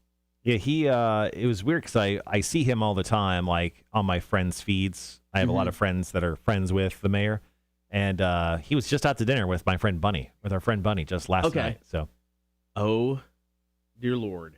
All right, I may have to go to. Available tonight. Oh man! All right, so there's new beer at service. Imperial Golden Pastry Stout. Okay. Chewy blend of coconut, butterscotch, vanilla, chocolate, pecan, and graham cracker. Ooh, that's so much. Sweet, sticky, and a little boozy. Small batch, available on draft, 8%. When is that available? I'm guessing today. Guessing right now. Yeah, now available. There you go. I may have to get. I might go to service on my way home. Nope, they're not open. Shit, Thursday they open later. Sorry, Danielle. To answer your question, how much are tickets for adults? They're $20 for Saturday and $15 for Sunday. If you want the weekend pass, it's $30. Kids are $10 a piece. 12 and under. Well, 6 to 12. I think kids under 6 are free. If you want VIP tickets, skip the line, $20, and there's different packages for like up to $100. So essentially, it's like $20 a day, depending on if you want to go one day or two. Yeah, kids 5 and under are free. Kids 6 through 12 are $10 all weekend.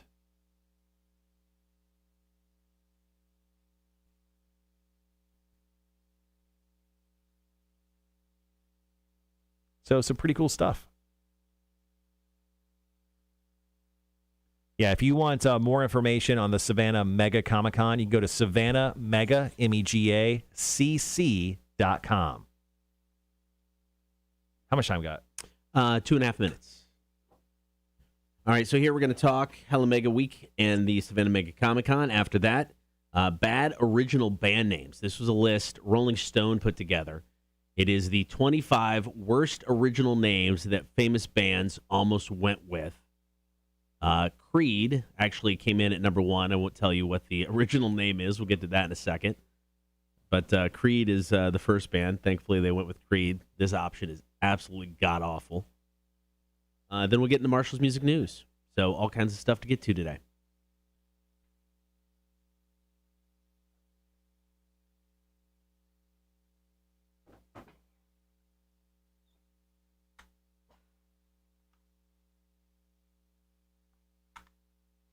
Oof. Good golly. Yeah, so I've been talking to the folks over at District Live, which is the new music venue, over at Plant Riverside. Yeah. And I've been playing phone tag with my friend Allison here for like 3 days now. And she finally just called me there, and I was like, I'm so sorry. I'm on the air. I'm going to have to call you afterwards. But I wanted to make sure I talked to her on the phone because we haven't actually talked in person yet. I get it.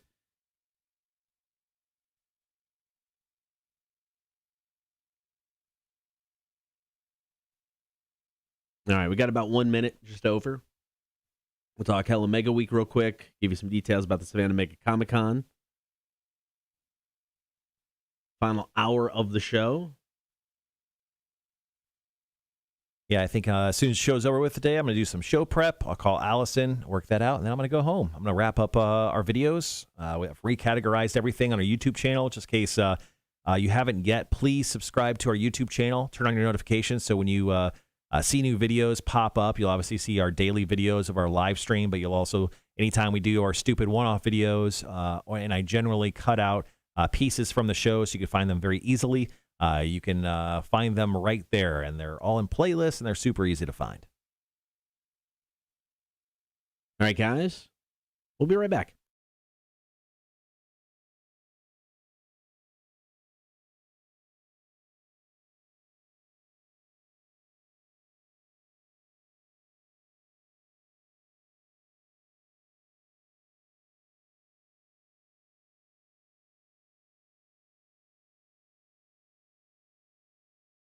Want to score tickets for Green Day, Weezer, and Fall Out Boy? Tell you how in a second. Right now, don't forget to hop on the stream, Facebook, YouTube, and Twitch. Be sure to like, follow, and subscribe. You can always listen to the show by downloading the Rock 1061 app, getting us on your in-home smart speaker, or checking us out at rock1061.com. It is Hella Mega Week on Rock 1061. This is your opportunity to score tickets for the Hella Mega Tour. That is Green Day, Weezer, and Fall Out Boy, July 27th. In Atlanta. Anytime you hear any one of those bands, Weezer, Green Day, or Fall Out Boy, all you have to do is text us at 1-800-394-1061. The keyword is Hella, Hella. Once you hear one of those bands, text us that keyword, and you'll have your chance at winning. We're choosing a winner every single day. So if you're looking for something to do this weekend, a great event is going down, Savannah Mega Comic-Con. This event has been going on for years. Like we've said, it's cool to see where it started as to where it is now. I mean, it is a massive event. And he's got so many cool people coming. Let's talk about the dude who's Flash Gordon. Flash Gordon himself. He doesn't even have a real name anymore. Just Flash. It's the dude who played Flash Gordon. One of your favorite wrestlers of all time, Arn Anderson. I'm so bummed that won't be there. Going to be there. Scott Steiner is going to be there. Kevin Nash is going to be there. Sergeant Slaughter is going to be there. If you're a wrestling fan, you got to love that. Also, Michael Biehn. He was in the Terminator. He played Kyle Reese, I believe was his name, in the first Terminator. He's been in The Mandalorian, Tombstone, Aliens. He's going to be there. The guy who played the kid in The Neverending Story, Atreyu, or whatever his name is. The other one. Nope. No, it's Atreyu. Yeah. I always mix that up. Anyway, that guy's going to be there. I mean, this thing is going to be so much fun. So doors open up to the public 10 o'clock on Saturday morning. So much other things to do. BMX Trickster demos. Coastal Empire Wrestling is actually doing an event at the con. And then Saturday night, they've got a after con going on. So there's a dance party.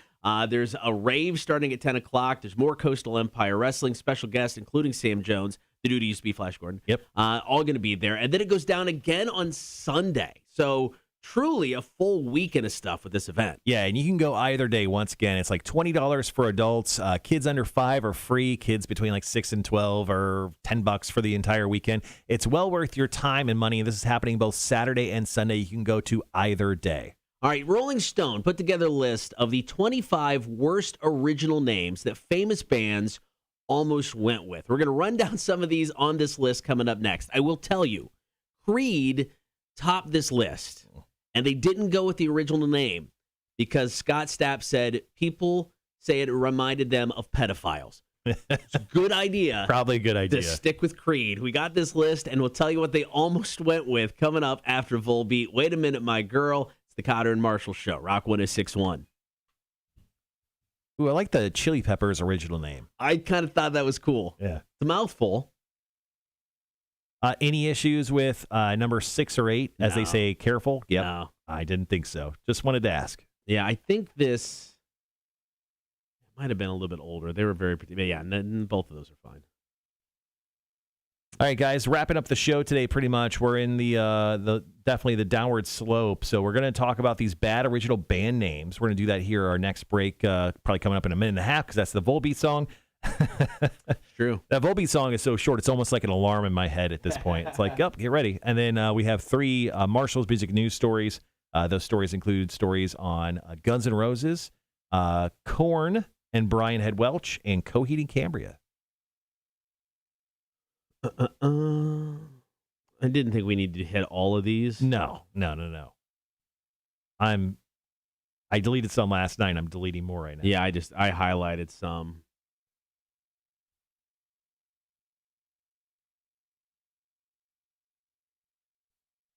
All right, we got about a minute.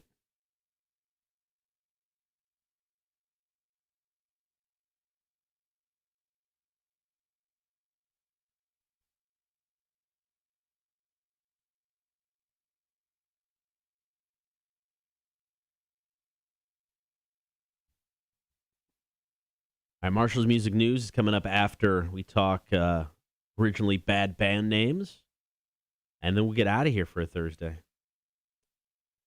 Yeah, I think I have like, I don't know, 10-ish on here, but I'll probably only mention a couple. Yeah. Ooh, nothing but water for the last week, and I hate it. I get it, man. They just want to go back and forth, work our way from bottom to top, and yeah, sure. mention whichever ones you want. All right, guys, we'll be right back.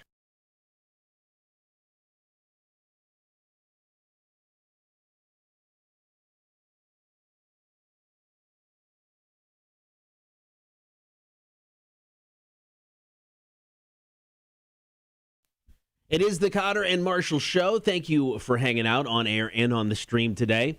So Rolling Stone has put together a list of the 25 worst original names that famous bands almost went with. Some of these, including Creed coming in at number 1, are just horrible. I mean, Creed didn't go with their original band name because It reminded people of pedophiles. We'll get to that one in just a bit. We're going to start toward the bottom. We'll work our way up. Not going to name all of them. We'll just pick some highlights. I wanted to start with number 23 because I always heard this story. I was never sure if it was actually true or not. Pearl Jam booked their first gig in 1990 under the name Mookie Blaylock. Now, he was the point guard of the New Jersey Nets at the time, but just an NBA player. Because he wore the number 10 in the NBA, so I also heard the rumor that their debut album 10 was based off of Mookie's number.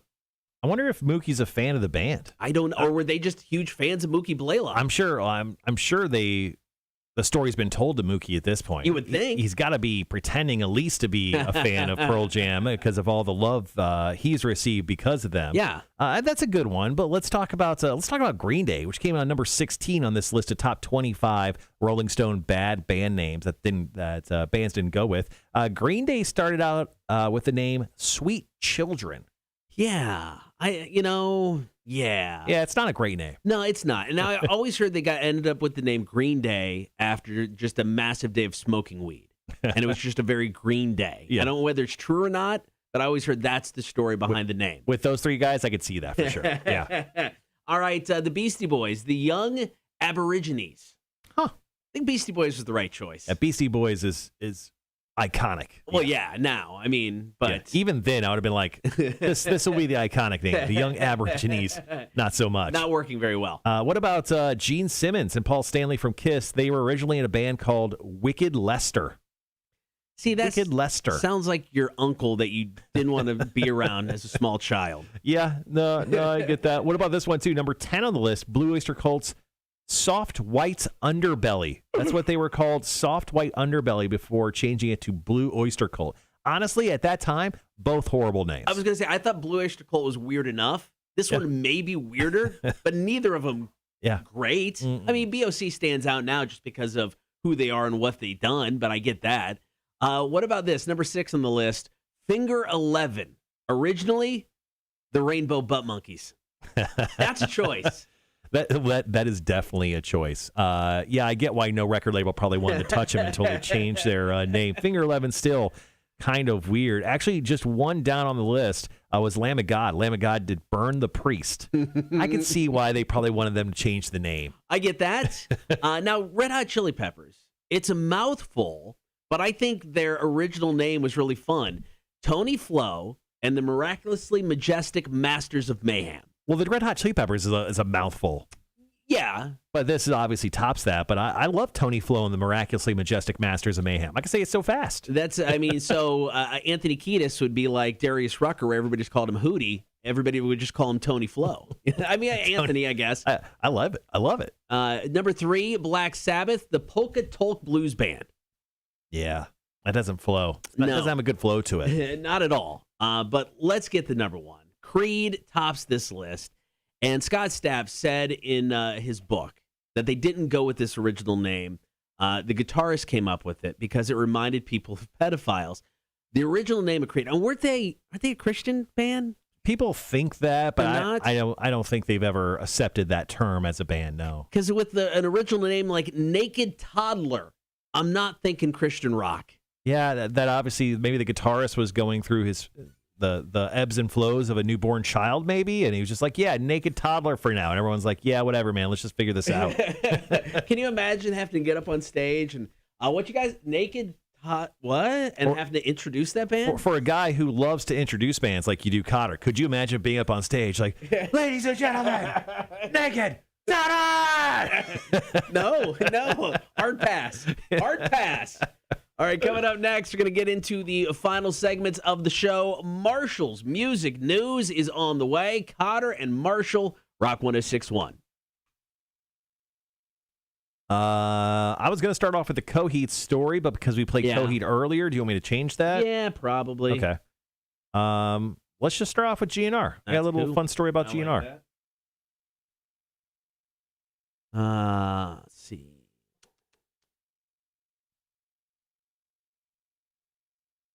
Anything you'd like to hear from them?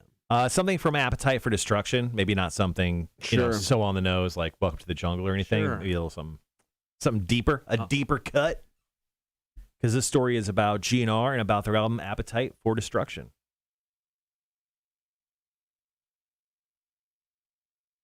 Brownstone came off Appetite, right? Featuring the Correct. Yes, it did. There we go. We're going to go Appetite for Destruction, or Mr. Brownstone.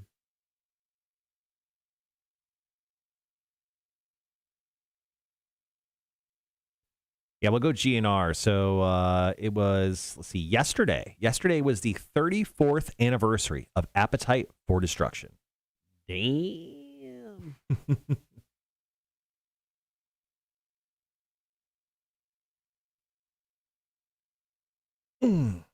Yep, sure was. And the Smoke Cartel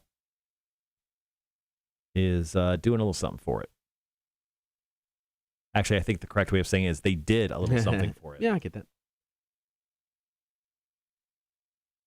All right, cool. All right, in commercials now will come out. Got Bad Flower and Ghost. Cannot wait to see Bad Flower at Welcome to Rockville. Yeah. Man. Got my, I forget if they're a Saturday or if they're a Thursday band, but man, I think they're a Saturday band because I think that was kind of the deal there.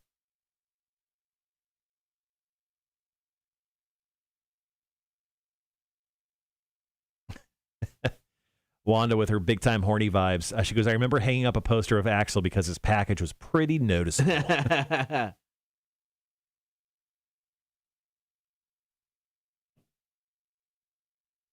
Ooh. So Shane, who played me in trivia today, I don't know if he's still in the chat or not, but he said he's been having to drink water all day because of some medical stuff, or water all week because he's had to do some medical stuff. I don't know if they allow you to drink probably sparkling water, which is probably not the case, but I will highly suggest. I just got these at Kroger's. They're sparkling. There's sparkling ice water drinks. They're flavored. Yeah. This is one with caffeine, which obviously you guys know I need in the morning. 5 calories total, which obviously I love. And this one's just called a cherry vanilla. Oh, it bangs, dude. Nice. This thing you could mix in with some if you wanted to do just like some whiskey and cokes, like cherry cokes and whiskeys or something, man. This thing mixes so well with them. Can't do caffeine. Ooh, I'm so sorry. Thoughts and prayers to you being able to get up and actually wake up in the morning.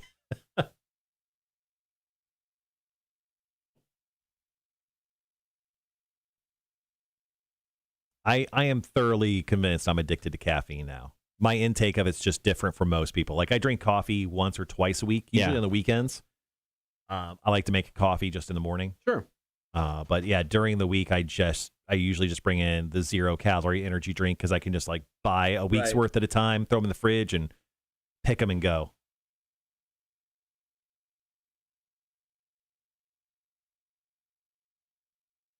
Tomorrow on the show, we have Fire Away Friday. Mm-hmm. We have Fire Away Friday. Definitely, probably be a good GNR one if you want to do GNR. Yeah. Or just the 2015 20th anniversary. I think there were some definite jams in 2015 you could do. And then we'll also have beer for breakfast. I haven't heard from Rick DeJesus, which makes me very nervous. Yeah, I'm guessing Rick ain't gonna make it tomorrow. I talked to Preston, who's our guy over at the production company. So he's like, "Has Rick gotten back to you?" I'm like, "Nope, sure hasn't." Yep. So hopefully that's the case. If not, I got an audible. We'll see if we can pull it. Okay. Charles says, has anyone tried mushroom coffee? Not tea like we did back in college. I read mushroom coffee has a lot of health benefits. I have not. I ain't heard of mushroom coffee. No. Hold on. Here's another edition of Marshall Google stuff. Mushroom coffee.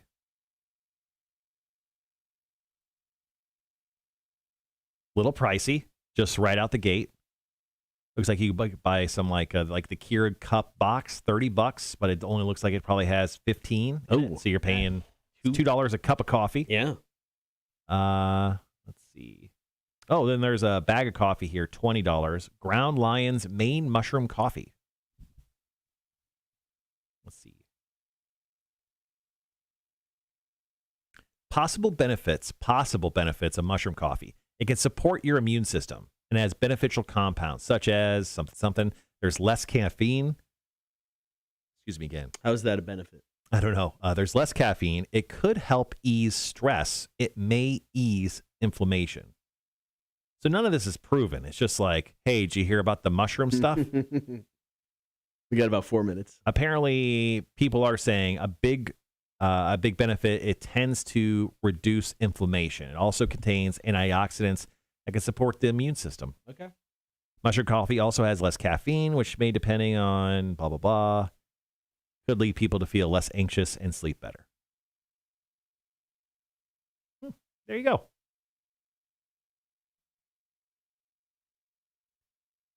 There's definitely some affordable mushroom coffee. But also there's a bag on here that's $125. Jesus, I'm good. It's 90 servings, though. Oh, okay. Hey, Rhett, see you later.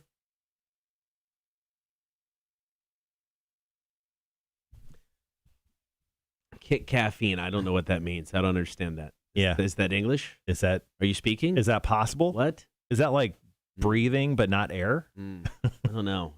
Yeah, it's just gibberish.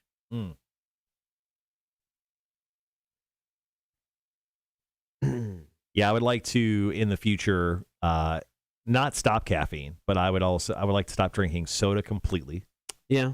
I do not. I don't know if this is considered soda or not. The sparkling. I mean, they call it sparkling ice water. You don't have the ingredients, all the fake stuff that's in soda. I mean, I drink Diet Mountain Dew. That's about the only soda I'll drink. Every now and then at a restaurant, maybe, but I do drink Diet Mountain Dew. Yeah, I would like to stop drinking soda in the near future. I don't think I drink a ton, but ever since we got a refrigerator full of soda here, I've definitely drank more. Being that it's so free. And I love free. All right, guys, once again, we're on the downward slope of the show today. Once again, thank you for hanging out. Tomorrow, all sorts of goodness. Hopefully, we'll have confirmation on our beer for breakfast guest very early today. I'll let you know as soon as I do. Cool. Charles, you used to drink 2 pots of coffee a day. Wow. Okay, yeah, that's a thing. I don't drink that much. Normally, it's a cup of coffee. I did have 2 this morning.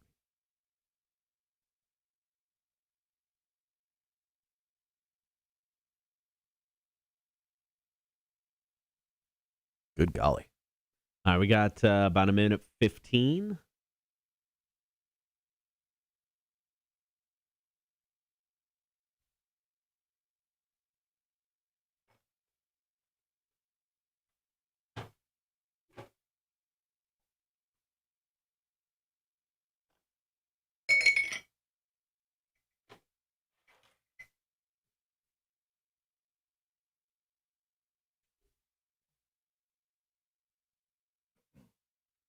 Yeah, I think after the show today, I'm going to swing out early. I'm going to make that phone call to our friend over at District Live, do some show prep, jump out, finish up the videos, and then get to work on tomorrow's show. And then tomorrow's show will be the last one until next Wednesday. We have a small break Monday, Tuesday, because Cotter's doing his last family vacation thing. And then we'll be back doing shows Wednesday through Friday next week. So just a heads up, everyone still on the chat today, on the stream. All right, guys. We'll be right back. First story, Marshall's Music News.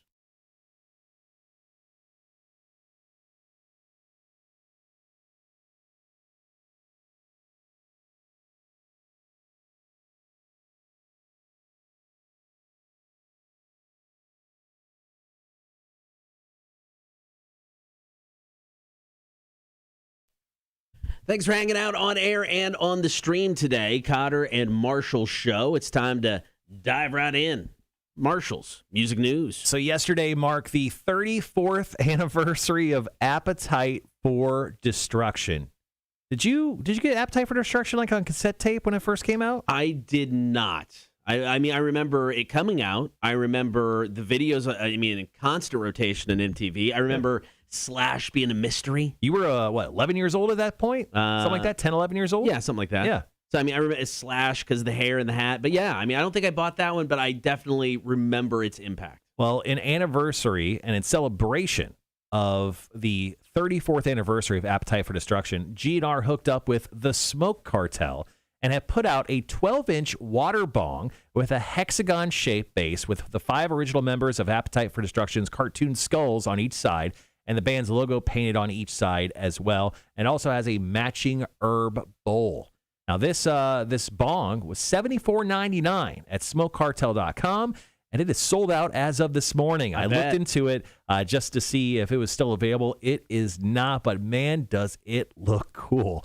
If you were the person to own a bong, I think this bong would be a great bong for you to own, especially if you're a Guns N' Roses fan. Now, Guns N' Roses will be touring, kicking off here in just a few days in Hershey, Pennsylvania. They'll play a bunch of shows in America. They'll go to Mexico, Australia, New Zealand, and then they'll hit up, I think, some more American shows at the end of the year. Now, Slash has said that Guns N' Roses would have some new music in 2020. That was postponed due to the fact that COVID happened. So there is a good chance that we could be hearing something from Guns N' Roses, some new music. I would say possibly before the end of this year, maybe next.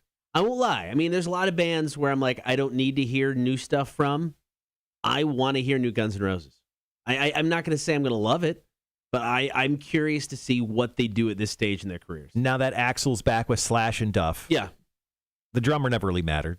Yeah, yes and no. Yeah. I mean, it's not missing something with Adler or Storm not being there. I mean, Right. I think, you got the main 3. But I'm also interested to see what it sounds like. Am I expecting much? Probably not. But I would be very interested in hearing some new Guns N' Roses. All right, let's do something off of Appetite for Destruction. It is Mr. Brownstone. More of Marshall's music news coming up next. Cotter and Marshall Show, Rock 106.1. Charles actually said he saw him in Savannah on that tour, the Appetite for Destruction tour. Oh, damn. What up, Gavin? How you doing, man? Good morning. Next story I'll do that Korn story because it's kind of quote heavy. Okay. I got quite a few quotes from Head talking about Fieldy's issues with the band and outside of the band. And then we'll finish up with Coheed because it's nice and short. And it's easy on me. Sounds good.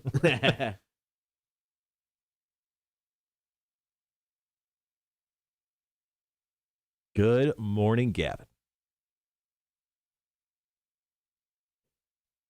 All right, so 2 more stories. Like I said, we'll talk about Korn and Coheed to wrap up the day.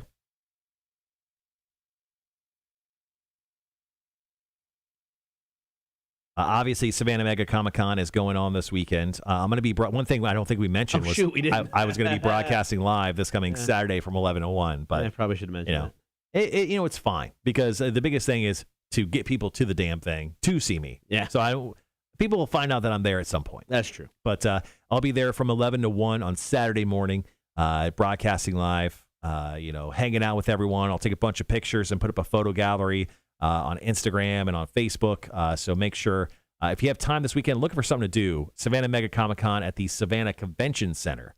You can find the website SavannahMegaCC.com. You can buy your tickets there. You can also buy them at the door.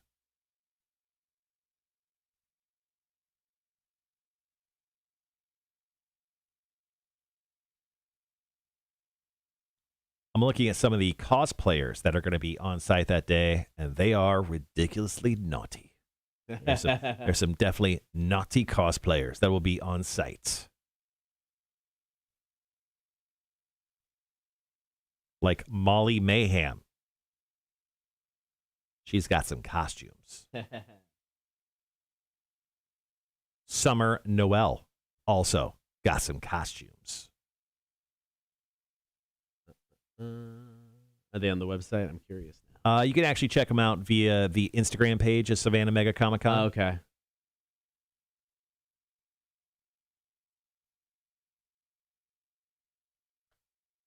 Have a great day, Wanda. Good luck to you Wanda. and the kid, and get him to sleep.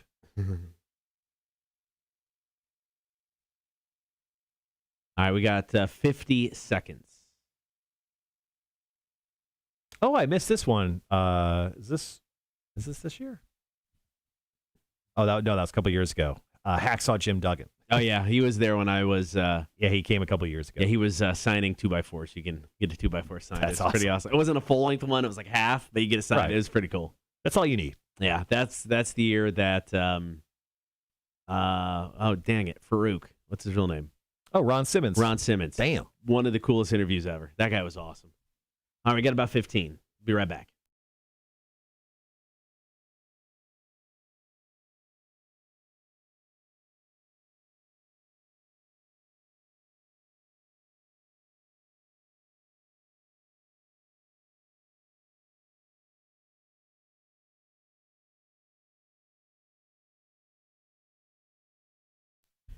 It is the Cotter and Marshall Show right now. It's time for story number 2 with Marshall's Music News. So in a recent interview, Head from Korn was asked about Fieldy. Fieldy is currently on a break from the band, not touring with them because he's had some bad habits that he needed to break. So here's what Head said about it. He said, Fieldy is a good man. He's at home and he's with his kids. I want to say that Fieldy is a good dad. He's a good dude and he has his life structured. The bad habits he talked about in the press, everyone has issues in life, but those he'll work on in his own way. But that dude, I look up to him as a dad, actually. He has 5 kids, and he's always said, I've got 2,000 kids, because it feels like it some days. But he's a good dad, and he's gone through a lot, man. Personally, he just needs some time to reflect on himself and his family, and that's it. He says absolutely no judgments and good vibes to Fieldy of Korn. Now, when it comes to not having Fieldy on stage, they have had a couple shows without Fieldy on stage.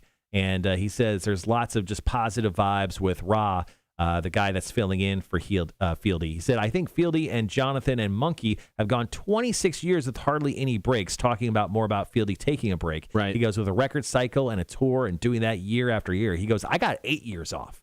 So if you remember, Head left the band for quite some time. He found Jesus because he wanted to get clean, and he went through a bunch of stuff and put out a solo album, Christian solo album, and then he came back to the band because he likes money. And he said that he took 8 years off and he's completely rested. He feels fantastic, and now it's time for Fieldy to take a short break, get recharged, and then come back to the band when he has a chance. So exciting stuff to hear that Fieldy's taking care of himself and the band is completely behind him. All right, one more break with Marshall's Music News. It's all about Coheed and Cambria. That's coming up next. Cotter and Marshall Show, Rock 106.1. All right, last break of the show. We made it, guys. Who would have thought? You and me, us, we made it. Here we are. Woo. Yeah, so we made Gino, my mother-in-law's boyfriend. He made this giardiniera. He took regular giardiniera and took this pepper, and I don't know why. These jalapenos I'm growing in my backyard, they're the spiciest jalapenos in the history of man. He just took one and chopped it up, left the seeds in too, and threw it in this giardiniera, and I was just eating it last night because I didn't want to waste it. Yeah. But he made like a small tray of it, and he took like 2 bites of it. He's like, ooh, this is spicy, and he just didn't eat it. And I was like, yeah, dude, you left the seeds in. So I like ate a bunch yesterday. So my stomach is currently going in waves of, you've made a mistake. You've made a mistake. You're fine. You've made a mistake. Yeah, I've been there.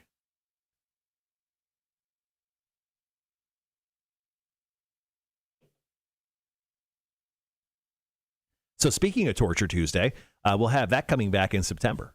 Yeah, that's true. Yeah. I've got, so the guys at Blazing Foods have put together some fun stuff. They have the Tube of Terror. Right. They also have, it looks like, a couple more challenges. Okay, we had the sunflower seed one too. And we have solar flare as well, yeah. I'm not much of a sunflower seed guy. You are, though. You like sunflower seeds. Yeah, I'll do it. Yeah, I'm not usually I've never once gone, oh yeah, I'll take those sunflower seeds, please. I get that. I'll be right back. Okay.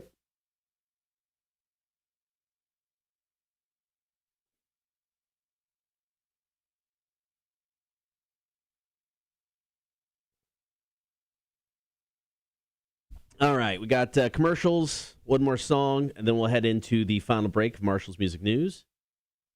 Going to get to the brand new Evanescence tune, Better Without You.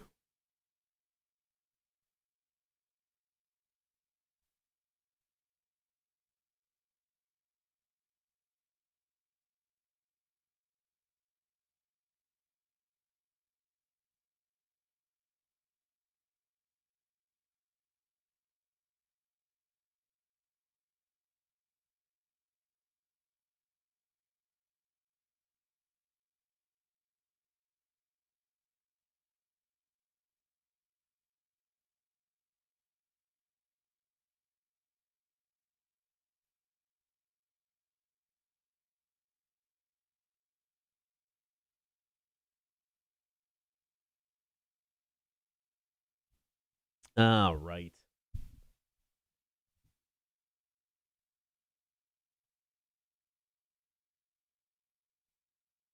All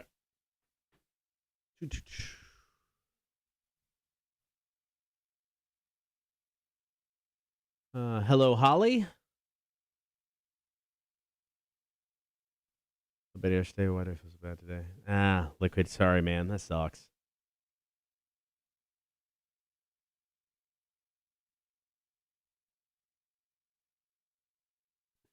Marshall will be at the Savannah Mega Comic Con on Saturday, 11 to 1. So that'll be a thing.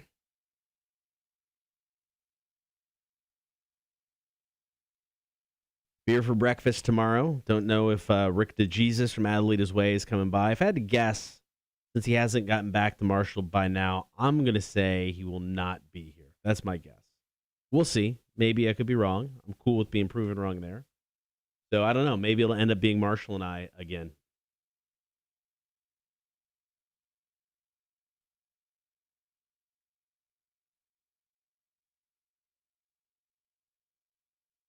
All right. So we've got about a minute or so left in the commercials before we get to the final story or the song and then into Marshall's music news.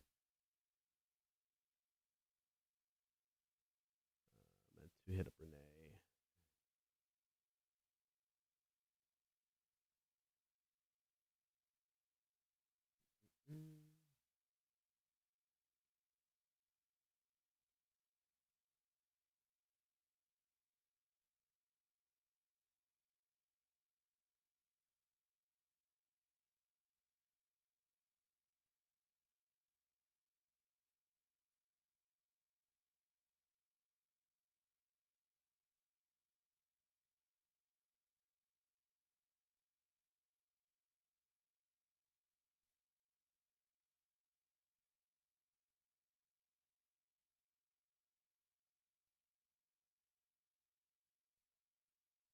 All right.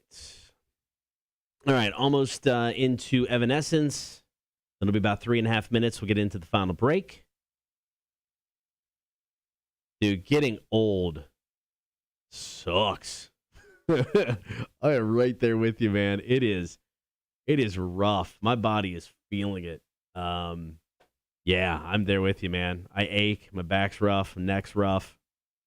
Yeah, getting old is not fun. Beer for breakfast in the parking lot.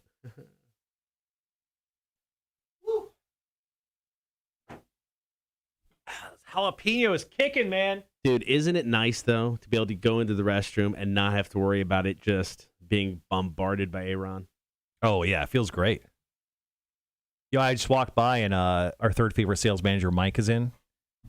I said, hey, good morning, Mike. And he goes, what's up, mother effer? And I was like, whoa, coming at me all wrong this morning, my friend. Yeah? He's feeling good, apparently. A little shifty. Well, he's a salesperson. Well, there's Holly. Hi, Holly. Kegs and eggs in the parking lot. Yeah, Carol. Poured beer meetup. Yeah.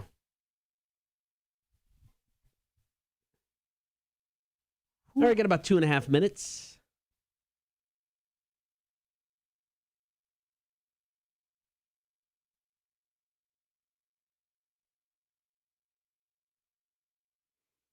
Okay. Yeah. Yes.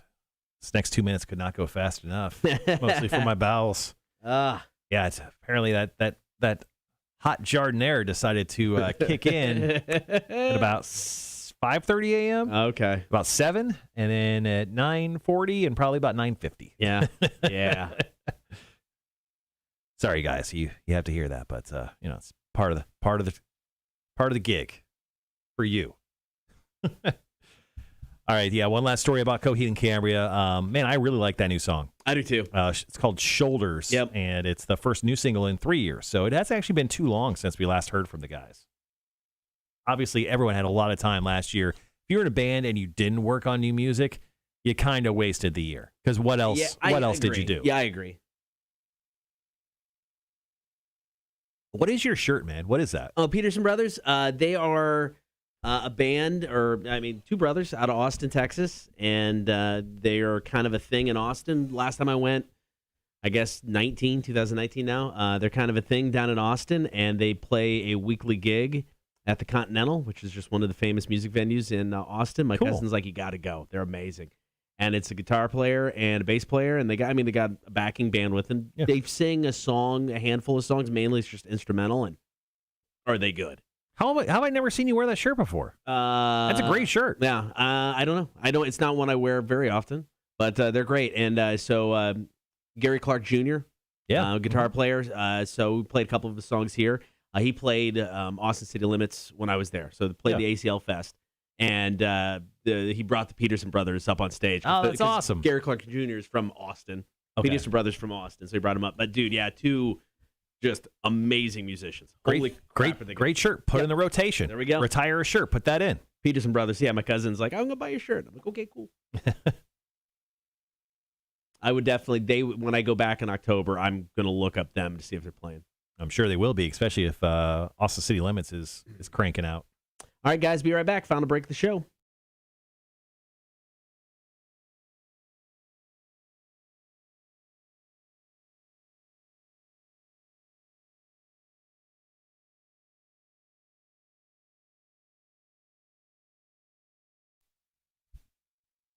All right, before we get out of here one more time, it is Marshall's Music News. So Coheed and Cambria have finally returned for their first new single in 3 years. It's called Shoulders. We played it earlier today. Jeffe, the new music Betta Fish, loved it so much he chose it as his song this week. Yeah. So Claudio said in regards to this new song, he goes, in art, you're in your career and in relationships, no matter how much you give of yourself or try, you have to accept that not everything in life can be a perfect fit. So that's kind of how Shoulders came to be about. And that's what that song's about. Now, we don't have any information on what the new album is called or when we'll get it, but I can imagine if they're putting out new music, we're probably going to get it here relatively soon. So as soon as we have that info, we'll definitely share it with you. Now, Coheed, I feel like we're back in like a decade ago. Yeah. Coheed is going on tour with The Used, which is like two of my favorite like young man bands. Yeah. They're going on a tour for a month long in August. Now, there's actually 3 dates that are somewhat drivable for us. They're going to be September 22nd in Raleigh, North Carolina, playing the Red Hat Amphitheater. September 24th, they're playing down at Daly's Place in Jacksonville. And then on the 26th of September, they'll be in Miami, Florida, playing the SS Neverender Cruise. Oh. So, yeah, a little cruise. So that'll be the final date of the month-long jaunt with The Used. All right, we're back tomorrow to wrap up the work week. We will get to beer for breakfast. Will Rick DeJesus join us? I don't know. Be a surprise for all of us. Really. We'll also get to Fire Away Friday coming up a little bit later on the Cotter and Marshall Show Facebook page. Give you a choice of 3 songs. You get a vote. We'll play one during the 8 o'clock hour. So have a great Thursday. We'll talk to you tomorrow morning, 6 o'clock. It is the Cotter and Marshall Show. Rock 106.1. Whew. All right, guys. What a day. Thank you so much for joining us. And then we'll be back tomorrow. All sorts of goodness. Anything else, Cotter? I got nothing, guys.